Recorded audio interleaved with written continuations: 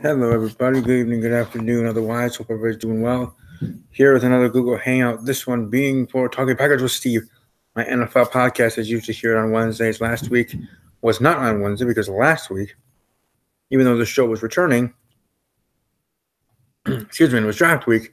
Wednesday was also my birthday, so I was celebrating my 30th birthday last week on Wednesday. So wasn't able to do that. About this time, I was actually coming home from dinner, my birthday dinner, and spending time with my family. So um, I guess I apologize that I didn't have an episode on that day, but I did have my birthday video, which I thank Big Q of Team TV Live for leaving his thoughts and opinions there. I'm actually now in the process, obviously just started, of course, but in the process of actually looking for apps that are compatible with Acer Chromebook and able to do that. I might actually do a separate video on that because I actually want to talk about that generally and dive into it. Why haven't been able to update things and this and that. Maybe I should have said that in my birthday video when I was talking about my channel, but maybe I'll talk about it again and actually have it as a specific title and maybe bring some other people in that are just as smart as Big Q and others that know how technology works. Because I tried to use some apps that I searched, but when I download them, it says it's not compatible with Acer Chromebook because it's what the lowest level of a laptop comparative to everything else. I mean, I did get it on the cheap, and maybe that's why. Not saying they're bad. It's just seeing maybe the Acer 11 being different. Anyways, we're here for talking packages. So here for talking NFL.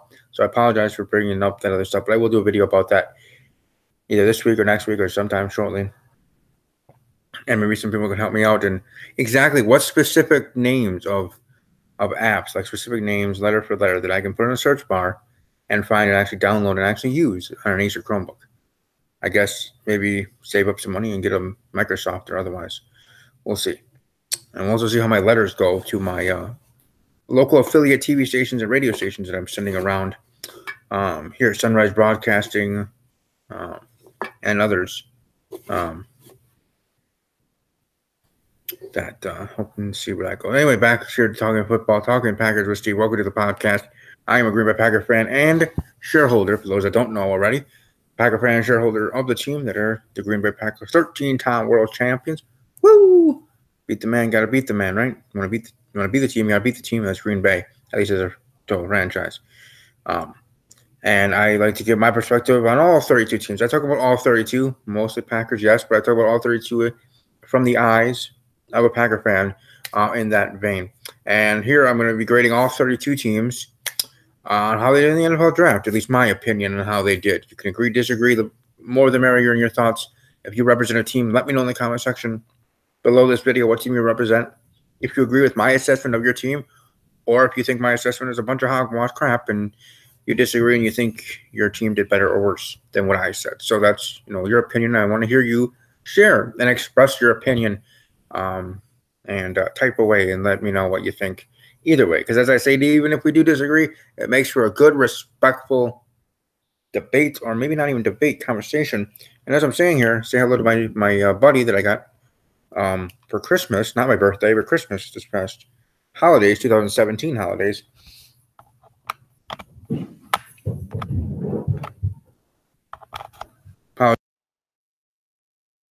To have him part of it as he's on. Woo. Hello.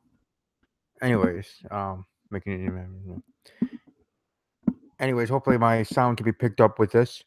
Maybe it sounds better, maybe it sounds worse. Either way, I wanted to use it because I haven't used it in a while and try to be, be like my bed, not be like, but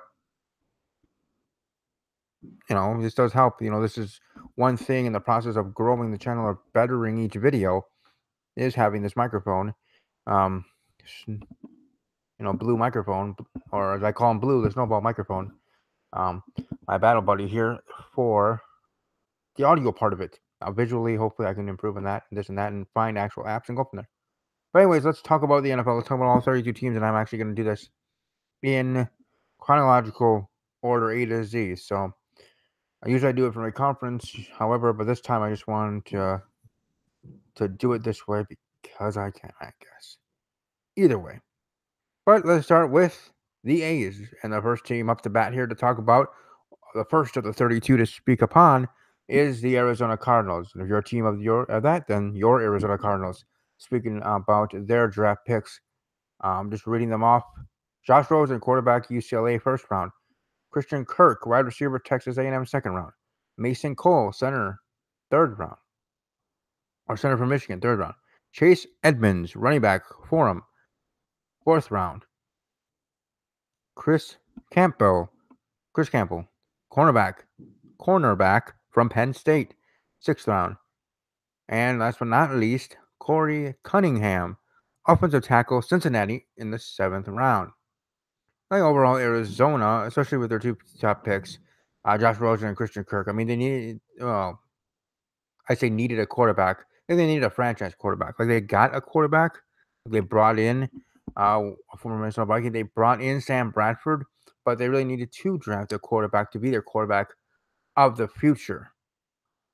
I think it was time for Arizona, especially with their coach retiring, which was his decision more than the franchise kicking him out. And the record last year being 8-8, third in the NFC West. And trying to improve, trying to find their franchise quarterback, trying to build a team then around said franchise quarterback. And I think Josh Rosen for Arizona, for their scheme and for their team and organization, I think was the best fit and best pick for them. Now, I'm not just saying that because the pick was made, but because I think Rosen and how he plays, how his personality seems to be for me on the outside, obviously, just as a fan and I guess you can say reporter, journalist, YouTuber, believes and I guess a little bit knows about his personality, feels that he was to be a best fit, maybe arguably one of best fits to be in Arizona. And good for the Arizona Cardinals to jump up, take the Oakland spot at number 10 overall there in the 2018 NFL draft. Yes, that it was the 10th spot as I'm looking at my handy dandy notebook that has the first round results. Josh Rosen being brought up there, or not being brought up. Arizona moving up to number 10, and where Arizona was previously to being number 10 was number 15. So they move up from 15 to 10, pick up their man, pick up Josh Rosen. They felt how I felt, and Josh Rosen was the best fit for them and was the best quarterback, at least at that time, available to pick up and bring into the franchise. I don't know, Christian Mother Truckin' Kirk, wide receiver, Texas A&M. That son of a gun was someone that I was hoping, as a Packer fan and shareholder and all that other stuff, was hoping that would come to Green Bay. I was hoping Green Bay would be picking him instead, second round or otherwise, let alone the first round. Now, to be fair, my prediction for the Packers, as you all have heard if you watched last week's episode of the show, as I had Marcus Davenport being selected there. So I actually got that pick right. Ironically, the only one I got corrected of this whole mock draft of mine was that pick. And you can go back to check the tape, but all my other picks were wrong. And I'm not ashamed to say that. I was. All of them were wrong. The only one was right was number 14. Even though he didn't go to the Packers, he was selected at that spot. So I guess I called it correctly due to that point. New Orleans moved up from 27 to 14 because they really needed Marcus Davenport, I guess. We'll talk about the Saints when we get to them, but the Packers trading down, then trading back up. But right here specifically, Marcus Davenport was my prediction for the Packers. I thought they could have got him or I was like Christian Kirk or getting Christian Kirk in the second round because I really had a high grade and was thinking that him more so on the football field than a personality, because with other rounders, I don't know too much of them and not seen too much of their, I guess as I call it, tape off the field, meaning of getting to know their personality. But with his play and his on the field and how he did for Texas A&M, I felt Christian Kirk would have been good for Green Bay. So Arizona picking him up along with their franchise quarterback, and then building around as well, getting two offensive linemen in the draft, and rounding that out with the running back and cornerback, as I mentioned previously there. So the Arizona Cardinals having a pretty good draft. There you go. Maybe Arizona's calling me to thank them for having a great draft, or thanking me for bringing up such high praise for their franchise. But either way, congratulations to Arizona. Now, I know this is just a draft, and we'll see how things are down the road, and yada yada, revisionist history, right? You can watch my videos of last year with my NFL draft predictions and then my grading of all 32 teams. and the year before. I think I at least have 2 years of data, even though I've been doing this for 8 years, but 2 years on YouTube, 2 NFL draft cycles. I believe here on YouTube that you can go back to those previous 2 years and see, oh, was he right? Was he wrong? Was he a Dumas Angel or was he a genius in some of these opinions that he had? To say anything can be here, but as I'm speaking right now, at this moment on May 2nd, the year 2018, it's 1 week removed, or less than an actual week removed from said NFL draft of this very year. I think Arizona Knoxville Park did pretty dang well, and with giving them a grade, I give the Arizona Cardinals. I give the Arizona Cardinals a grade of an A minus, and that's just how Steve sees it. Moving on here again, we're doing this alphabetically, not division wise. Sorry about that. Anyways, Atlanta Falcons, the Dirty Birds. Atlanta Falcons 2017 record was 10-6, third in the NFC East. And here are their selections for the 2018 draft: Calvin Ridley, wide receiver, Alabama, round 1. Isaiah Oliver, cornerback, Colorado, second round. Deandre Sennett, defensive tackle, South Florida, round 3. I'm sure I butchered that name. I apologize. Ito Smith, running back from Southern Mississippi, round 4. Russell Gage, wide receiver, LSU, in the 6th round. And Foye Oluokun, linebacker from Yale, from the, Yale. Yeah. Anyways, for me, it was round 6 for Atlanta. Pretty good. Pretty good. I mean, even though the team did have needs on defense, though, the Denver and others could have matched, the place they were in the first round and where they, have their need and feeling like, okay, we need to get another wide receiver, to complement Julio Jones. Then again, we're hearing these things about Julio Jones and him taking Atlanta Falcon mentioning off his Instagram, whether that actually means anything or not. Sometimes players control the media and fans because they can. It's so dang easy. It is. It's so easy. It's so easy, really, for anyone who's trying to do that. But point being is, for that, in that sense, whether there's actually something wrong, whether he actually has a beef with said organization, who knows? But them getting Calvin Ridley, the place that there are at the 26th pick in the first round, was a good pick up there. Not pick off, but pick up there. But like I said, it's tough to blame him for taking a good value in Ridley.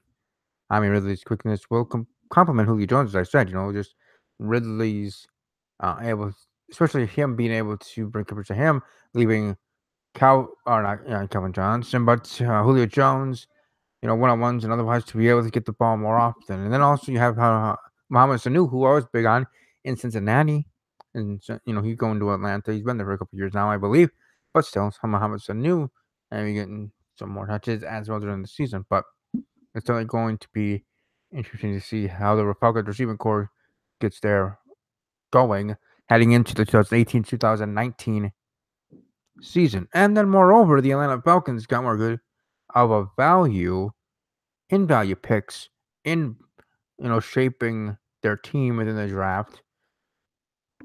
Excuse me, in the second round by picking Oliver. Who is one that definitely can bode well for that defense. And then picking up an offensive lineman, linebacker, and another wide receiver, though the other wide receivers being, someone to pick up and have on their depth chart. The 90-man roster here for the rest of the offseason, training camp, and preseason, and see how Russell Gage from USC, that wide receiver, does. But specifically, getting the defensive tackle for Atlanta being good pickups there. My grade, though, for the Atlanta Falcons for this team in this draft, and again, if this is your team for your Atlanta Falcons, I give the Falcons a grade of a B minus. Excuse me, B minus grade here in the draft. Again, just my opinion. You're welcome to share your opinion if you're a fan of this team. And here I go with the Baltimore Ravens that are next up here, going alphabetically. And I know people that are Ravens fans. Shout out to my friends, Kyron Chase. Mark Rambo does have Ravens memorabilia. I don't know if he's actually a true Ravens fan, but I know Kyron Chase, I believe, is. So Kyron Chase, my boy, who also is a co-host with me at the Ramble, Steve's Wrestling Ramble every Thursday here on this channel. But Thursday night, 8 p.m. Central, 9 p.m. Eastern. So I know he's a Ravens fan. JB, who works with Big Q, his co-host there over at Team Boy TV Live, Talks NFL, the dopest show on YouTube, right? Right, guys? No, they're right. They are pretty dope. They are pretty good, and they are smart son of a guns. But anyway, so this one's for JB, this one's for Kyron Chase, and all other members of the Raven flock, as they're called, I think, the fans of the Baltimore Ravens. My opinion and my thoughts on your draft picks and how your team did this year in the 2018 edition of the NFL Draft. Hayden Hurst, tight end, South Carolina, round 1. Lamar Jackson, quarterback, Louisville, round 1. Orlando Brown, offensive tackle, Oklahoma, round 3. Mark Andrews, tight end, Oklahoma, round 3. Anthony Everett, cornerback, Alabama, round 4. Kenny Young, inside linebacker, UCLA, round 4. Jaleel Scott, wide receiver, New Mexico State, round 4. Jordan Lastly, Jordan Lastly, wide receiver, UCLA, round 5. Deshaun Elliott, safety from Texas, round 6. Mason offensive tackle, Wagner, round 6. Bradley Bozeman, center, Alabama, round 6. And last but not least, Zach Sealer, defensive end, Prairie State, around number 7. So overall, I think the Ravens picking up a few picks in 2 trade downs and still getting a talent that they need at position. And I mean, Hurst's size, being a sure-handed wide receiver who will provide toughness inside and definitely stretch the field for the Ravens. And I think that's something that they've been lacking, especially in tight end position. I mean, they have wide receivers or had wide receivers that were able to catch the ball and touch the field, but having a tight end to be able to do that and having a Hayden Hurst being someone of that caliber on the side, I think that's really going to bode well. And having like a Jimmy Graham like we have in Green Bay now, formerly in New Orleans, otherwise, I think that will certainly help Baltimore off in the offense overall, not just specifically at the tight end position, but opening the field for all their offensive players and all for offensive situations moving forward there for the Ravens, if that makes sense. And then also, giving them a second round pick and then getting Jackson there at the bottom of the first round. Now, am I surprised that the Ravens were the team to pick up him? Like the Ravens didn't seem like a quarterback needy team that would have jumped back into the first round or try to move up or try to do anything or even just let alone pick a quarterback there at the bottom of the first round.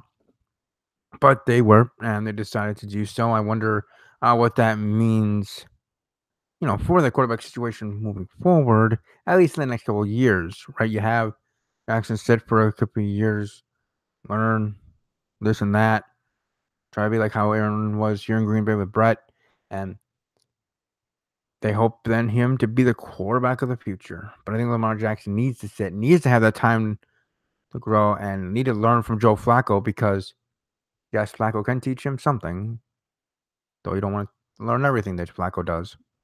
But anyways, point being is, Lamar sitting for a couple of years, learning from Flacco, then being able to take over the team at that point, or if unforeseen circumstances Flacco gets injured and is out, and he comes in then and does well and takes over the team then maybe that better for Jackson individually. But overall, Baltimore picking him up at that point, it's certainly. I mean, like I said, or not like I said, but when I'm thinking, I'm just thinking and believing that in Jackson's playmaking abilities, that he's certainly under no pressure to play this year or in the next 2 years. And having him sit for a couple of years, certainly makes sense. Another pickup I did actually like was Anthony Everett. Anthony Everett, the cornerback in Alabama. Yeah, that was a nice pickup also, along with the other ones here for Baltimore. So overall, pretty good draft for Baltimore. Then again, time will tell for any of these teams. But for the Baltimore Ravens, my grade that I give Baltimore in this draft and how they drafted is a B. a straight B grade for the Baltimore Ravens there.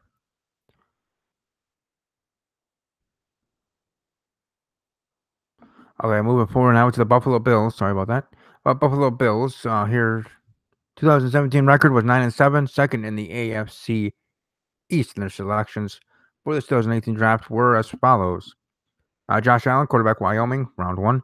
Tremaine Edmonds, inside linebacker, Virginia Tech, round 1. Harrison Phillips, defensive tackle, Stanford, round 3. Teron Johnson, quarterback, Weber State, round 4. Ronnie Neal, safety, Jacksonville State, round 5. Wyatt Teller, guard, Virginia Tech, round 5. River McLeod, wide receiver, Clemson, round 6. And then Austin Proel, wide receiver, North Carolina, there in round. Oh, no. Buffalo getting their guy in quarterback, moving up to getting him there at the 7th selection, moving up, taking an over Tampa Bay spot there, getting Josh Allen. I was happy for Josh. Everything that came out the day before, the night before, the evening of tweets when he was younger, when he was in high school, and how the pundits, professionals, those that are more in the know than I am or might ever be, that they think that he was going to free fall and fall down to the lower first round, maybe even out of the first round into the second. And I thought still someone was going to go get him. Either someone was going to trade up to get him, or someone was just going to stay where they are and then select him at whatever spot they were. Now, for me, I had Buffalo getting Josh Allen, staying at the spot at number 12. And to be quite honest, when I heard the news about Josh Allen the night before, then I thought, okay, maybe this might actually happen. He might actually truly fall to Buffalo. Buffalo won't have to give away the farm or give away anything to move up to get Mr. Allen and to select him. Because again, just like I talked about with Rosen in Arizona, Allen here in Buffalo, best fit for him, in my opinion, best place for him to go and to be drafted was there in Buffalo. And now even, especially more after controversy that did come out. Now, what was interesting, whether it was talked about by the pundits or not, was the fact that not too many of Buffalo Bills players tweeted out either adding him, at him on Twitter, or otherwise welcoming him to the team and this and that, maybe due to that news and otherwise. Not that they're believing it right away, because especially athletes, they're not going to believe half the crap that's said in the media. And yes, I'm saying that as part of media, but some say it to just get a headline, or some say it just to get the views. And in the end, that's pretty much the same thing, don't you think? But either way, they understand that, but they still want to know and hear from the horse's mouth, so to speak, in Josh Allen, and really how he felt then and how he feels now in that situation. Is he? Is he not? I don't know. Now, the reasoning and explanation he gave pretty much just smell and felt like a bunch of BS. Just really did. Like, sometimes we stole each other's cell phones and tweeted things out on our friends' accounts just to be funny, just, bullshitting around and being kids and all that other stuff. Yeah, I don't know about that to that extent, Josh. I don't know, but I am very happy. And I even tweeted him out on my podcast handle at Talking_Packers how happy I was for him to be selected and to be selected to Buffalo, and how I feel it's a fit for him. I also tweeted out to him that his girlfriend has the same birthday as mine, because he was talking about how he found out after going to a birthday dinner for his girlfriend the night before. So he might have been out to dinner when I was out to dinner. 1,000 miles apart and whatever, but still, point being is that's cool. His girlfriend and me share a birthday, so that's totally awesome for me personally, even though the rest of the world don't give a crap that I just mentioned that. But either way, Josh Allen, good fit there. Another pickup that I really did enjoy beyond the other first round one, right? A sneaky pick from third round and beyond, like for Buffalo, was Wyatt Teller, guard from Virginia Tech. His size and strength and his motor, I think him being able to be good replacements to some of the players, and they lost on the offensive line in this past off season. They'll plug them in right away, and I think he'd be able to be a big contributor. I'm saying we're positive and negatively contributing to Buffalo in that vein. And also overall, I'm thinking that was a good. I mean, just overall, making the best sense. I mean, tackle Cordy Glenn was shipped to Cincinnati in a swap for picks, which was setting up Buffalo into position to move up to pick Allen. So having that ammunition, having that extra pick to be able to do so, but giving up a second round pick without trading the number 22 pick this year or next year's first rounder is fine. I think Allen's going to be able to prove himself behind Tyrod Taylor, whether he gets a job right away or not. Pretty good stuff by Buffalo. So Buffalo Bills, or if that's your team, your Buffalo Bills, I'm giving you guys and giving your team and giving that franchise the grade of an A- for this draft. Job Buffalo. I mean, technically, all these teams passed. It's not like anybody's getting a failing grade for me. Then again, I'm just an overall nice guy, and I don't think I'm going to fail anyone. But here's this one. This one's going to be interesting now. Again, like I said, I'm going in alphabetical order. And now I'm at the Carolina Panthers. So I do know a fan of the Carolina Panthers. I know actually a couple. Big Hugh himself of Team Wood TV Live. One of his fans, the show, a fellow Panthers fan, part of Panthers Nation there. So let's talk about who they drafted and my thoughts on those picks. DJ Moore, wide receiver, Maryland, round 1. Dante Jackson, cornerback, LSU, round 2. Rashawn Golden, safety, Tennessee, round 3. Ian Thomas, tight end, Indiana, round 4. Marquise Haynes, defensive end, Mississippi, 4. Jermaine Carter, inside linebacker, Maryland, round 5. Andre Smith, inside linebacker, North Carolina, round 7. And Kendrick Norton, defensive tackle, Miami, round 7. I'm just playing an opponent out here. Moore was the best wide receiver in the draft, at least in my opinion. I mean, he's fast, quick, elusive, and tough. He's someone that I feel for any team, whether it's Carolina or whoever drafted him, would go and could, and will, and can, and whatever other verb I can think of, adjective, be able to help like that team out. And now going to Carolina, going to Cam Newton and that offense, definitely be prolific. And I'm certainly just seeing how EJ fits in there with the wide receiver core there. So the Panthers do well with picking up a wide receiver than the first round. Though maybe they didn't especially need it, but it was a good value pickup, picking up DJ there. Now a good pickup from maybe the third round down. I thought was one of the best or whatever. Excuse me. Round 5, Jermaine Carter, linebacker, Maryland. And round 5. The players that lost during the offseason, and otherwise, I think him being plugged in there, the linebacker team, I think we'll be able to help out them right away, right off this season. And I think him could be a steal, whether stealing the whole entire draft to raw or just a good value pickup for Carolina. So for the Carolina Panthers, or if that's your team, your Carolina Panthers, I give you your team. I give your team the grade of an A. Just an A, not an A+, not A-, but an A grade there for Carolina.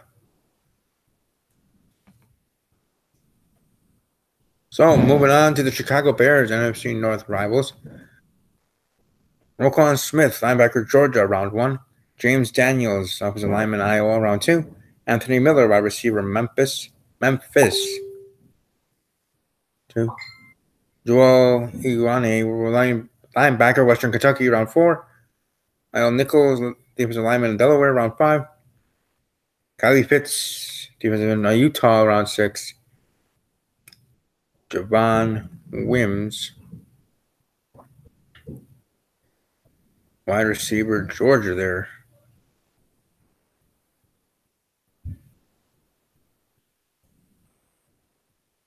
Or Chicago Bears. Pretty good pickup there. there for Chicago, and I think overall them as a team did pretty well. So I'm just looking for something else. Yeah, but the Bears finding a much needed speed and talent for their defense with the addition of Smith. He's on physical strength, Smith and the Brian are mobile, still a force to be reckoned with. George started with the best player on the board at the eighth pick. Downs will fit into the Bears' offensive line wherever coaches can stick him. If his needs are fine, he'll start in the league for a long time. I mean, they paid a 2019 round and 2018 fourth round pick to get an outstanding receiver in Miller and take over Cam at the spot. It could be a long time started there for the team there.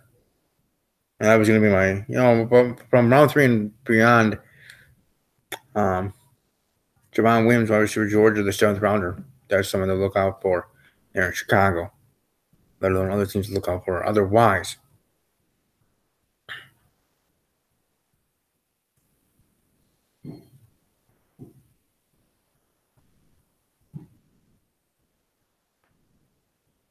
So the Chicago Bears, I'm going to give you guys a grade of a B- here for the draft. Not too shabby. Too shabby at all. Now moving on to the Cincinnati Bengals. They're a team that definitely needs a lot of help, and here's who they got here in their draft here, 2018. Billy Price, center, Ohio State, round 1. Jesse Bates, safety, Wake Forest, round 2. Sam Hubbard, defensive end, Ohio State, round 3. Malik Jefferson, outside linebacker, Texas, round 3. Mark Walton, running back, Miami, round 4. Devontae Harris, cornerback, Illinois State, round 5. Andrew Brown, defensive tackle, Virginia, round 5. Darius Phillips, cornerback, Western Michigan, round 5. Logan Woodside, quarterback, Toledo, round 7. Rod Taylor, guard, Mississippi, round 7. And Aiden Tate, wide receiver, Florida State, round 7 for Cincinnati.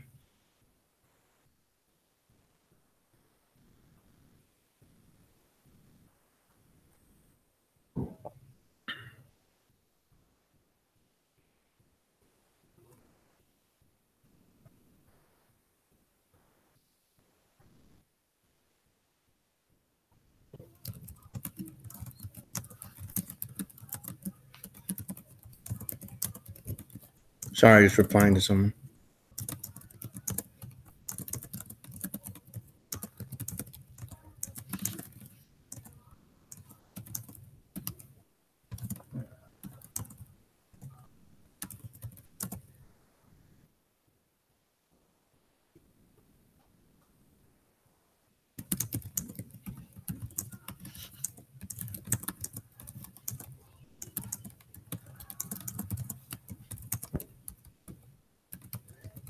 I'm letting them know I'm on my show.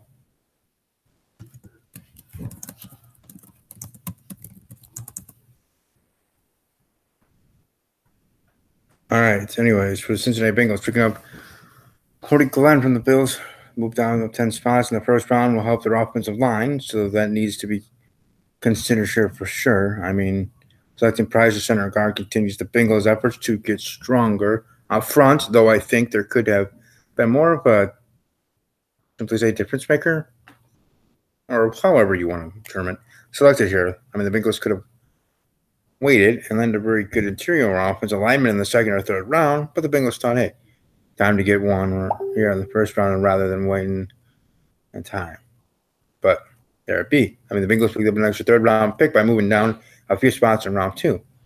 So, on back to back with Hubbard and Jefferson being a good game hand there. Beef up the front 7. So, overall, for the Cincinnati Bengals, and for a player from third round beyond that I think is going to be a good steal is Andrew Brown, defensive tackle, Virginia. Now moving on to again a team that I know has a fan.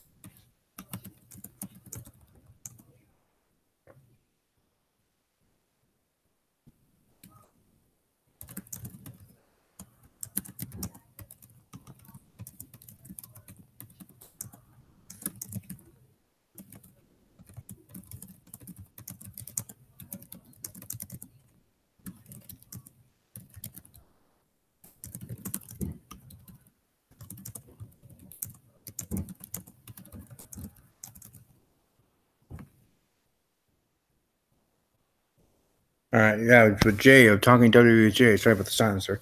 Jay of Talking WJ. He is a Cleveland Browns fan. I used to know some others that were Browns fans, but I haven't heard from them in a while. So that be what it be. But here are the selections for Cleveland this year. Let's see if anything happens. Let's see if they actually win games this year. That would be something, wouldn't it? Yeah.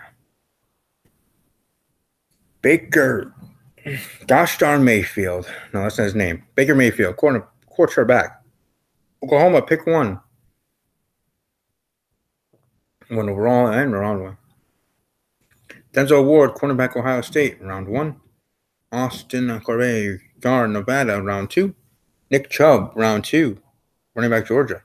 Chad Thomas, defensive end, Miami, round three.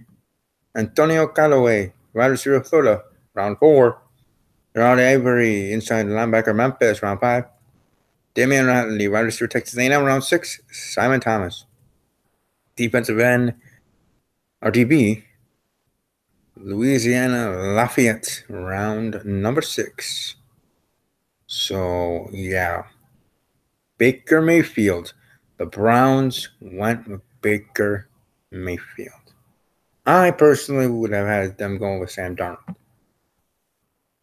Yes, I would have.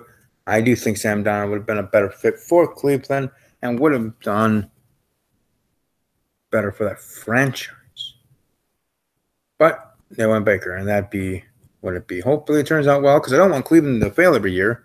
I don't want them to go 0-16 again. I don't want them to ever do that again. Okay, and that's from outside looking in as a Packer fan. Okay, I want Cleveland to be well, just like I wanted Jacksonville to improve, Tampa Bay to improve, Oakland, which already has improved in the last couple of years, but keep improving. I want Jacksonville to face Oakland in an AFC Championship game, and I want to see the Tampa Bay Buccaneers and the Rams meet in the NFC Championship game, and then maybe in the Super Bowl have Jaguars versus Buccaneers, right? Those two teams. But Cleveland, they're playing on the board, being in the playoffs. Come on, Cleveland, do something. So I hope it works out. I hope Baker Mayfield isn't like Johnny Manziel, who he was being compared to. Because you don't want to be compared to Johnny Manziel.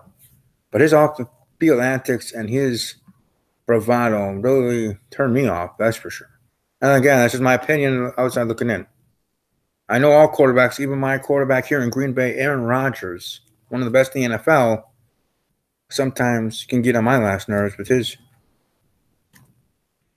ego. So all quarterbacks have it. I wish they had less of it, but sometimes maybe they need it, being quarterbacks. Having to find that third gear, find that determination when they're down or otherwise, and helping their team get the win. Or either carrying a team or otherwise. All right. The Browns GM John Dorsey benefited from his predecessors. They picked up a first-round pick in this draft by trading down and passing on to Watson last April. Now they have Baker Mayfield, a fiery leader with passion skills that they believe can take the team's mojo to the next level, even though I do think there are some red flags. And as them, the only red flag here is that Mayfield needs to make plays from the pocket to succeed. Now that's on field. Now, if Sam Darnold or Josh Rosen excel, and Mayfield doesn't, then their process was flawed and they made a big mistake and they did not learn from their past. But picking Ward number 4 overall was a bit of a reach as well, because I thought that they were going to go with Bradley Chubb. But then on day 2, Browns using a pick that they received in Brock Osweiler's trade to solidify their offensive line, they get Corbett. Not Corvette, Corbett. Corbett, who can play inside or outside. I didn't really replace Joe Thomas. I certainly would think so. And Chubb was an excellent choice, well, because he will on the ball between the tackles and create space for himself. Thomas is an athletic, explosive defensive end who can make an impact as a rotational player right away. So overall, pretty good job. Cleveland Browns, you get a grade of a... Sorry, I was hearing my chime on my Kindle Fire of a message I'm getting on Facebook. Anyways, B+ for Cleveland. Will Cleveland rock? Will Cleveland rock again? We'll see. First, they just have to get some wins. But a high grade I give to your franchise there for the draft. Good job. Oh, also, while I'm talking about these teams and franchises and otherwise, I actually want to share this link to my friends and see if anybody wants to join in the episode. You never know.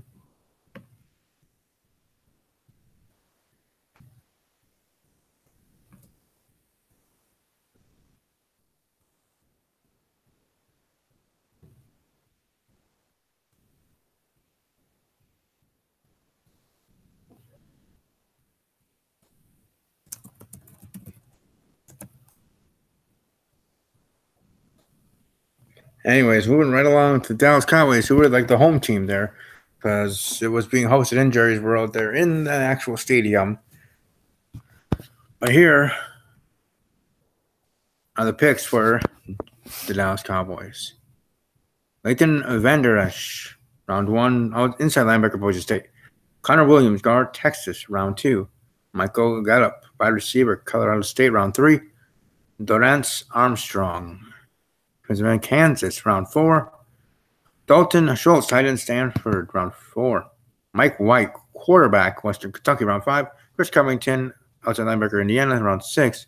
Cedric Wilson, wide receiver, Boise State, round 6. And Bo Scarborough, running back from Alabama. So Leighton Vander Esch being a talented off-the-ball linebacker who can move on to the outside and slip tackles inside to find the ball. I certainly will be able to be don't miss our defense and be a good asset, be for Dallas Cowboys there. Cowboys needed to bolster the position, but they have upon a pass rusher here instead of giving their dire need at the position having the pick of the best. I mean, it is a good pick, though. Actually, it's not a problem. Williams will likely play guard for the Cowboys. He'll join a nasty group from up front and has talent to make Pro Bowls. But he also has some efficiencies we've seen in college that hopefully does not rear its ugly head as well. Found a future starter, though, at wide receiver with Gallup. Progress as a rookie will have a large effect on how the passing offense performed in 2018 there with their pass offense.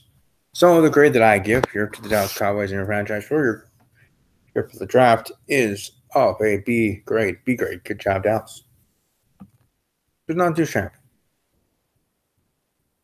But like I said, you can say that about all the teams. Not too shabby. No one's getting any D's or F's. At least not for me. No one's getting D's or F's from me because I think all the teams certainly did and what they thought they needed to do. All right, Denver Broncos, their 2017 record 5-11, fourth in the AFC West. And their picks, Bradley Chubb, defensive end, NC State, round 1. Cortland Sutton, wide receiver, SMU, round 2. Royce Freeman, running back, Oregon, round 3. Isaac Edom, cornerback, Boston College, round 3. Josie Jewell, linebacker, Iowa, round 4. Deshaun Hamilton, wide receiver, Penn State, round 4. Troy Fumagalli, tight end, Wisconsin Badgers, the University of Wisconsin Badgers. There you go, represent. Round 5. Sam Jones, center, Arizona State, round 6. Keshawn Peria, inside linebacker, Washington, round 6. And David Williams, running back, Arkansas, round 7.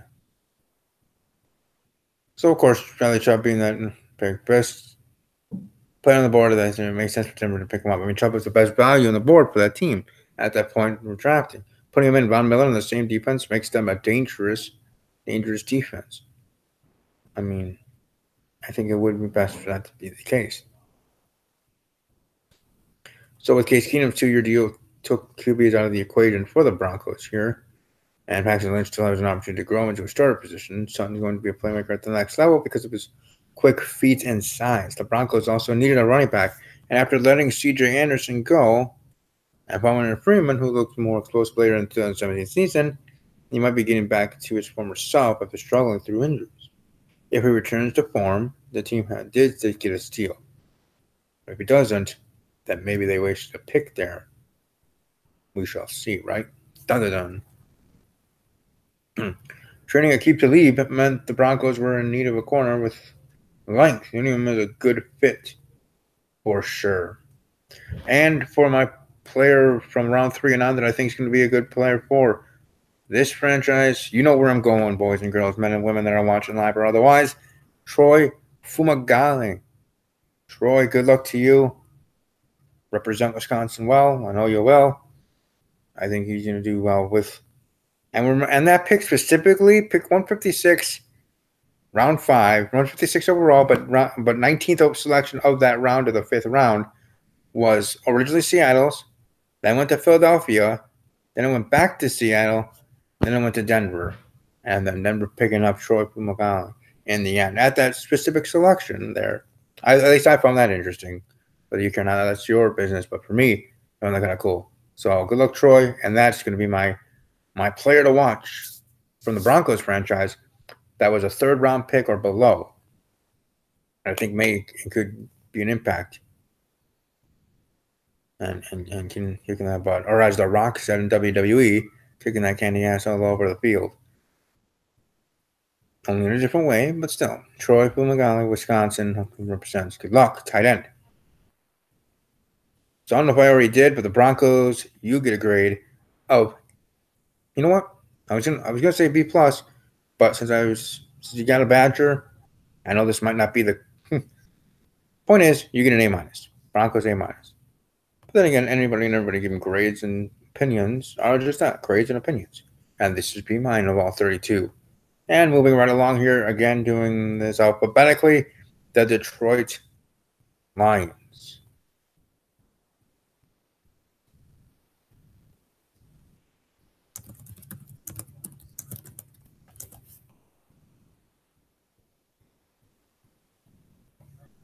Excuse me, they're Detroit Lions, NFC North.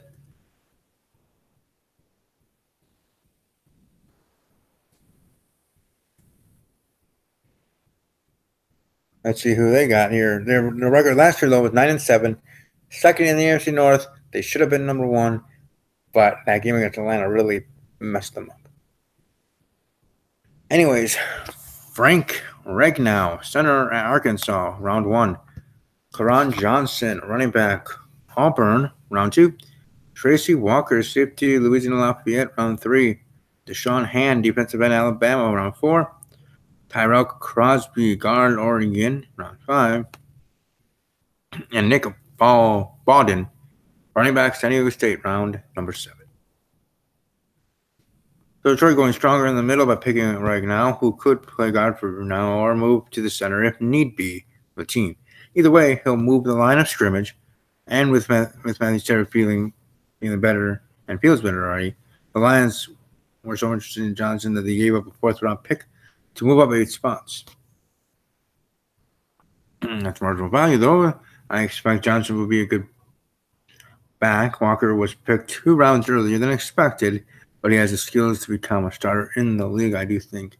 And we'll certainly see how they go. And how that goes moving forward for Detroit. So Detroit Lions, you guys get a grade of a B- here. B- grade for Detroit Lions. Heck, I don't even know if any of these teams I gave a C grade to. Actually, you know what? Next here alphabetically is the mighty Green Bay Packers, 13-time world champs. But since I represent the Packers as a Packer fan and shareholder and otherwise, and the podcast is called Talking Packers with Steve, yours truly, we're going to skip the Packers. They're going to be last but not least, right? Save the best for last. I'm already hearing the typing of people saying that, no, the Packers aren't the best. But that's fine because, hey, it's good for you to stand up for your own team, as you should. As you should. Because it's not right or wrong, and more so right. Stand up for your team. Whether your team is 0-16 like the Browns or won the Super Bowl like the Philadelphia Eagles, tells you to stand up for your team. Anyways, here for the Houston Texans and who they picked up here in the 2018 draft. Justin Reed, safety, Stanford, round 3.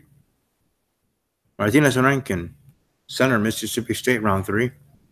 Jordan Atkins, tight end, Central Florida, round 3. Kiki Kotiri, wide receiver, Texas Tech, round 4. Duke Ejiofor, defensive end, Wake Forest, round 6. Jordan Thomas, tight end, Mississippi State, round 6. Peter Kulabai, defensive end, Stanford, round 6. And Jermaine Kelly, DB San Jose State, round number 7.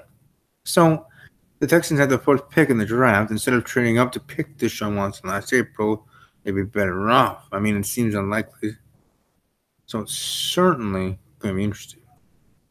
But it's a lot more interesting in who they picked here and having only draft picks round 3 and other, and later in trying to round out their team. Justin Reed being a good start. I think him going to be able to, with other in their defense, and especially when they lost, win the offseason otherwise. And the one that could be would be Duke Ejiofor, actually from Wake Forest, defensive end. So look out for him. But for the Houston Texans, I give you guys a grade of an A- for what you're working for or with.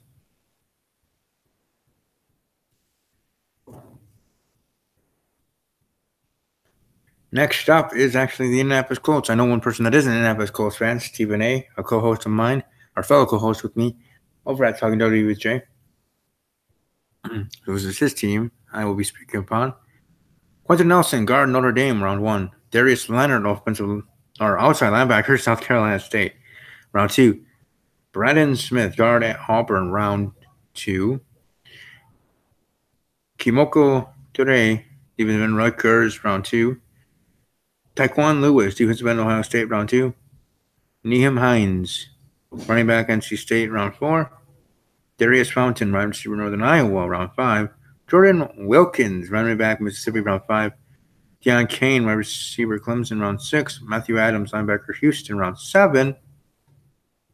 And last but not least, Zahari Franklin, linebacker, Syracuse. I also want to let people know that I'm watching live that a friend of mine may actually be able to join me here later on in this episode to talk about the Packers when we get to them.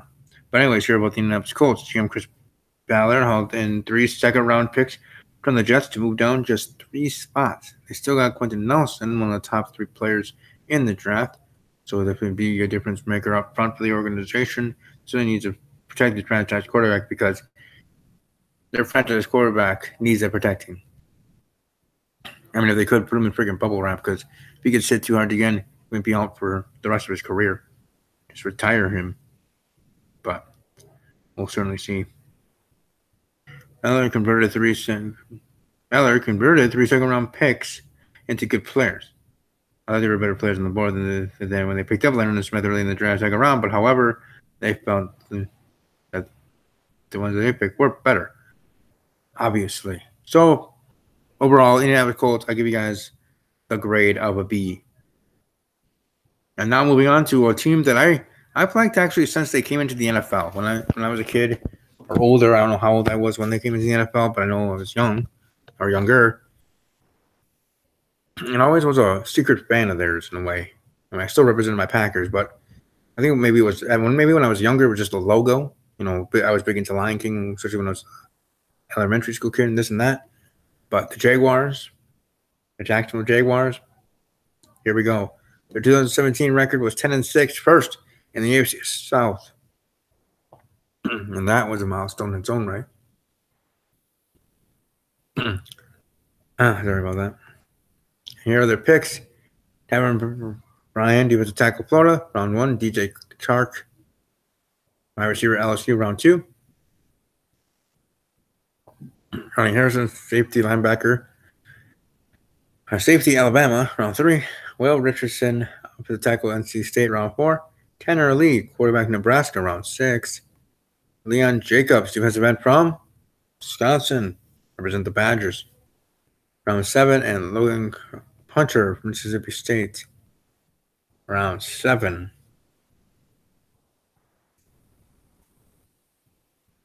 The Jaguars selected Bryan, even though they already have a lot of talent on the defensive line.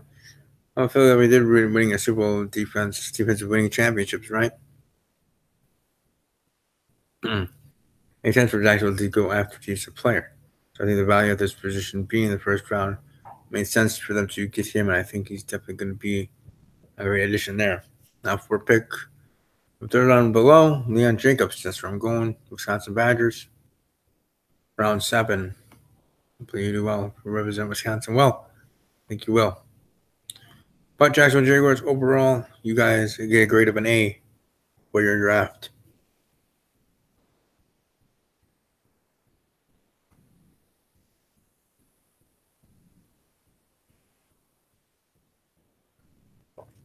All right, moving right along now, talking about the Kansas City Chiefs. Last year, they were 10-6, first in the AFC West. Breeland Speaks, defensive tackle, Mississippi, round 2. Derek Nandi, defensive tackle, Florida State, round 3. Dwayne O'Daniel, linebacker, Clemson, round 3. Matty Watts, safety, Texas A&M, round 4. Tremont Smith, cornerback, Central Arkansas, round 6. Khalil McKenzie, defensive tackle, Tennessee, round 6. Breeland Speaks, and I think being the best pickups they had, and definitely ones to watch out for. And for the Chiefs moving forward, getting the position, those players at the right positions and the plays they get there. So Daniels definitely would play the linebacker hybrid role for that team. I think definitely will do damage there. So the overall grade I'll give to the Kansas City Chiefs because I think they did well. I mean, they didn't have any first-round picks. Only 1 of 3 teams that didn't have pick in the first round. But even not being able to do that, still got some good value pickups, especially even later in the rounds, like 4 and 6 here, at least from my vantage point. I think the Kansas City Chiefs did pretty well. So giving them a grade, I give them the grade of a B+ for the Chiefs and how they drafted. Now moving on to the Los Angeles teams, and first, the Los Angeles Chargers. Their 2017 record was 9-7 and second in the AFC West.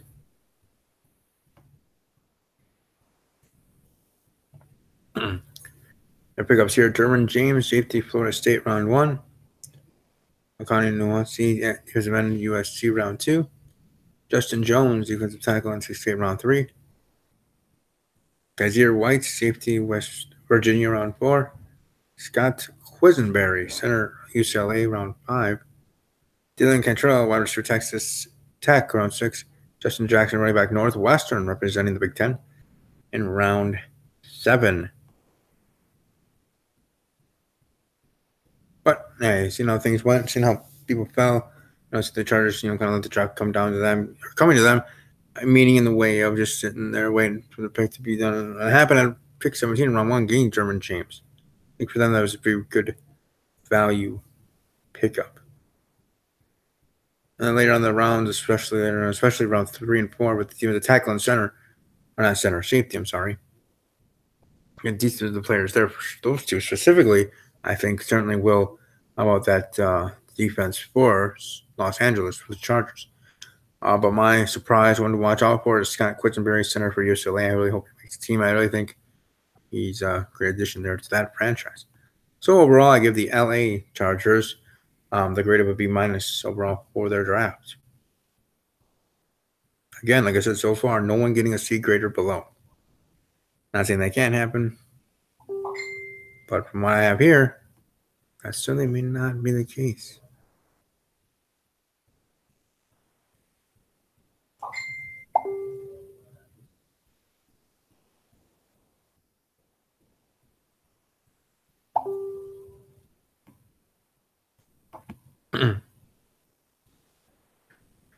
All right, 11-5, first in the NFC West for the Los Angeles Rams.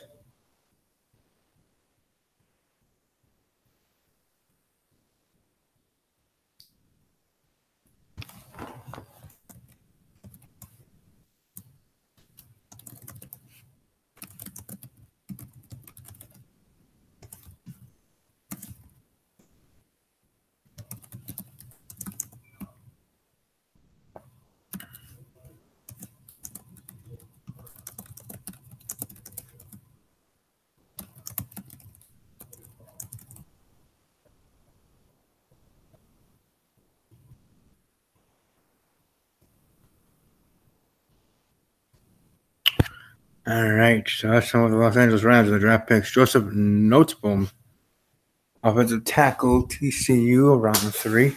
Brian Allen, center, Michigan State, round 4. John Franklin Myers, defensive end Stephen F. Austin, round 4. Micah Kaiser, inside linebacker, Virginia, round 5. Oyani Akune, defensive end Oklahoma, round 5. John Kelly, running back Tennessee, round 6. Jamil Debris, guard Maine. That's about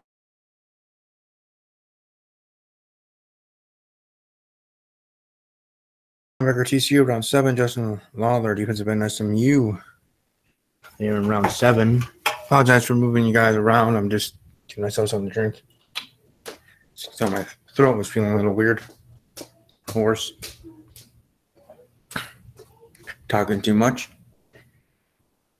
Who knows? But either way.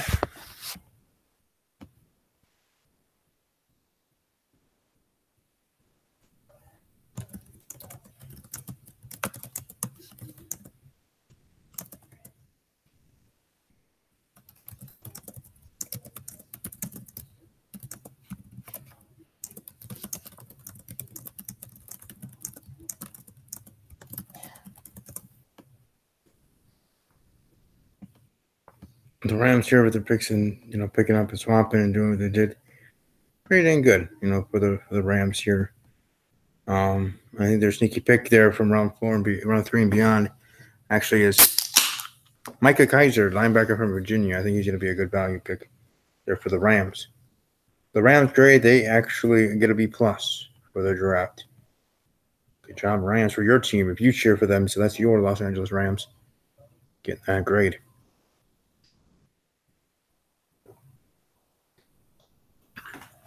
Excuse me. Now we're moving on to sunny Florida.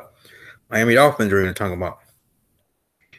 The record last year was 6-10, third in the AFC East. And their picks are as follows. Minkah Fitzpatrick, safety, Alabama, round 1. Mike Gesicki, tight end, Penn State, round 2. Jerome Baker, offensive linebacker, Ohio State, round 3. Durham is the tight end, Notre Dame, round 4. Caleb Ballage, running back, Arizona State, round 4. Cornell Armstrong, DB, Southern Miss, round 6. Quinton Pulling, linebacker, Ohio, round 7. Jason Sanders, kicker, New Mexico, in round 7. Minkah Fitzpatrick, great pickup for them there in that round. The Dolphins didn't go get a top-notch quarterback, instead waiting to see if Ryan Tannehill returns healthy and productive, which was smart. So we'll certainly have to see. But for them taking Fitzpatrick is something I don't blame them for. He'll push Miami's defense and be able to get to another level.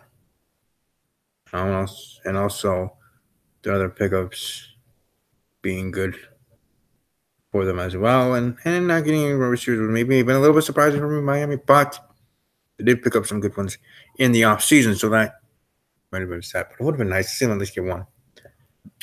Excuse me. Sorry. Otherwise.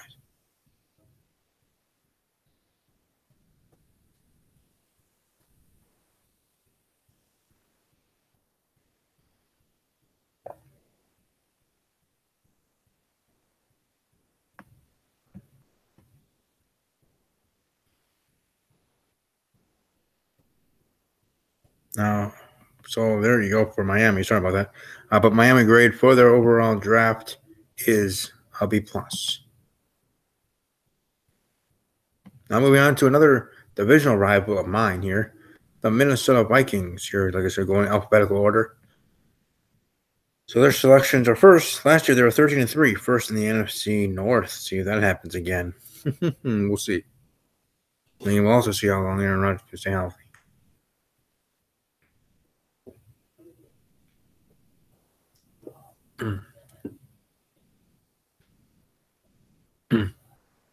Mike Hughes, cornerback, Central Florida, round 1. Brian O'Neill, offensive tackle, Pittsburgh, round 2. Jalen Holmes, defensive end, Ohio State, round 4. Tyler Conklin, tight end, Central Michigan, round 5. Daniel Carlson, kicker, Auburn, round 5. Colby Gustin, guard, Appalachian State, round 6. Eddie Arn, Tulane, round 6. And Devontae Downs, linebacker, California, 7th round. So Terrence Newman no longer being with the team, and Mackenzie Alexander needing competition in the slot. The Vikings, the only offensive line, need to pick up Hughes. He's a great athlete with some off-field concerns and only average size, though he should excel inside for the Vikings. To prevent losing leverage, but could end up being a good investment in time. It's still going to be interesting there. We're seriously moving on to the third round, but only down 8 spots and gained a 6th round pick in the process. So for the Vikings, I think they actually did pretty good overall. And a surprise pick there near the end, I actually would give Tyler Conklin, tight end from Central Michigan, someone to watch out for there, even though they already have a big value tight end for sure. But anyways, the Vikings overall, they get a grade of a B- here for this draft. Now moving on to a team that's always interesting, the New England Patriots. Last year they were 13-3, first in the AFC East. Isn't that something we've heard before? And we might even hear one more time this upcoming year. Isaiah Wynn, tackle at Georgia, round 1. Sony running back Georgia, round 1. Duke Dawson, cornerback Florida, round 2. Dewan Bentley, linebacker Purdue, round 5. Christian Sam, inside linebacker Arizona State, round 6. Braxton Berrios, wide receiver Miami, round 6. Danny Etling, quarterback to be Western Carolina, round 7. And Ryan Izzo, tight end Florida State, round 7. So, with the Patriots, they're always interesting. They always make good moves. They're always being sneaky and awesome and all that. So, picking up a tackle and running back in the first round, being dead awesome in that way. And also picking up Braxton Berrios and Danny Etling there in the 6th and 7th round. And then ending it off with Ryan is a tight end. I think all in all, very solid draft choice and draft picks. So the New England Patriots get a grade of an A+ for their draft. Dang good, solid effort there. Now moving on to the New Orleans Saints. Last year they were 11-5, first in the NFC South. Now just to let people know, there's only 2 teams that I give an A+ to. One of them was New England, and here soon, you'll find out the other one. Soon. Marcus Davenport, defensive end, Texas San Antonio, round 1. Draquan Smith, wide receiver, Central Florida, round 3. Rick Leonard, offensive tackle, Florida State, round 4. Natrell Jamerson, safety from the University of Wisconsin Badgers. From Wisconsin there. Cameron Moore, quarterback, Boston College, round 6. Boston Scott, running back from Louisiana Tech, sorry. And then Will Clapp, center from LSU in round 7. So Marcus Davenport, obviously being, which was spoiled, and the Saints jumped up on the board to get their man, Davenport. They moving up for 27-15, taking over the Packers selection there. We're trading 2019 first round pick, and it's 2018 5th rounder to go with the Rob Passenger. Was a very heavy price, but I think they feel that was something they need to do. Alvin Kamara was acquired last year before 2nd round pick this year, and after 1 year, that seems like a great move. So the Saints thought, hey, maybe they can do it again, getting a different player that they thought was a can't miss. They did what they felt like they had to do. Saints found depth at wide receiver with Smith, who presents a blend of toughness and speed. He should fit into the rotation this year and earn more playing time as his career progresses.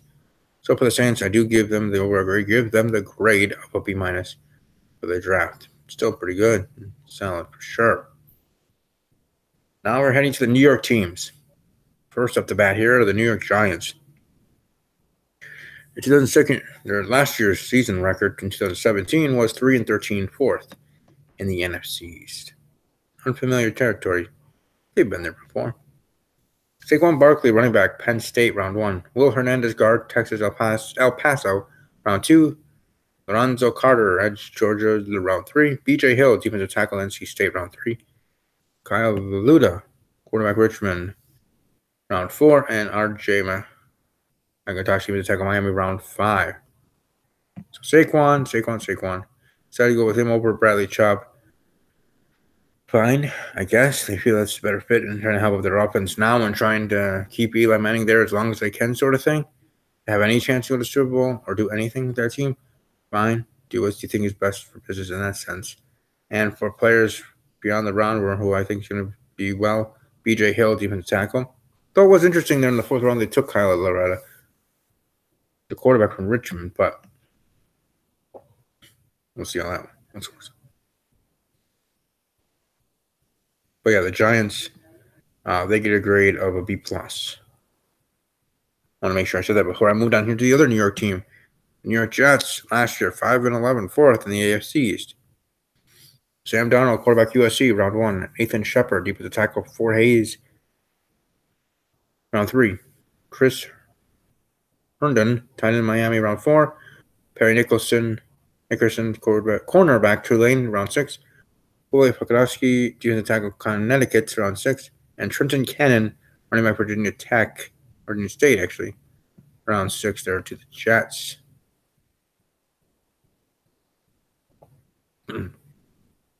But they're just giving up 3 second-round picks to move up 3 spots to find a quarterback. And they might have gotten the quarterback on their board. Donald's sitting there, but they did feel that it was just how they did. They paid a pretty high price to get him, but it's not franchise trying. If it doesn't work out, it was a good move that they could become a great move. You never know. Donald traded them into their selection on day 2, though. Shepard will take over the nose tackle spot for the Jets, using his power and leverage to keep the line of scrimmage right where it is. But for the Jets overall, they still did well here in the draft. So at least I think they did. They get the grade of an A- for the New York Football Jets. Now to another team that's been improving and hope to keep improving, and that's the Oakland Raiders. I know a couple of people that are fans, fellow YouTubers, like Raider John. Raider John, Raider underscore 1995, aka my boy there, and Raider Central YouTube channel there. So all those and other Raiders, part of Raider Nation. Shout out to all of you, but here are my thoughts and opinions with your team and how they drafted and who they got specifically, which I'm sure you guys already know. And are slowly knowing even more so about each and every one of these individuals, part of your franchise.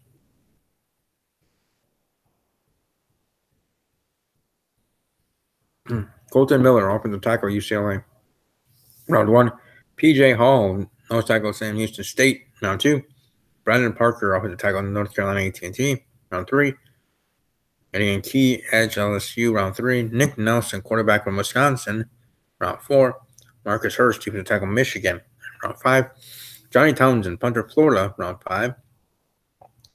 Azim Victor, inside linebacker, Washington, round 6. And Marcel, wide receiver, Oklahoma State, in round 7. So overall, I would say they certainly did a good job here with how they did. I mean, with any top-notch defenders on the board, the Raiders took an athletic but consistent tackle in Miller. If they did not put him in the mid-first round, at least to me. I mean, the team did get a 3rd and 5th round pick in the trade with the Arizona Cardinals to have them move up 5 from 10 to 15. And move down 5 for them, move up. For Arizona, they move down from 10 to 15, so that's a plus in its own right.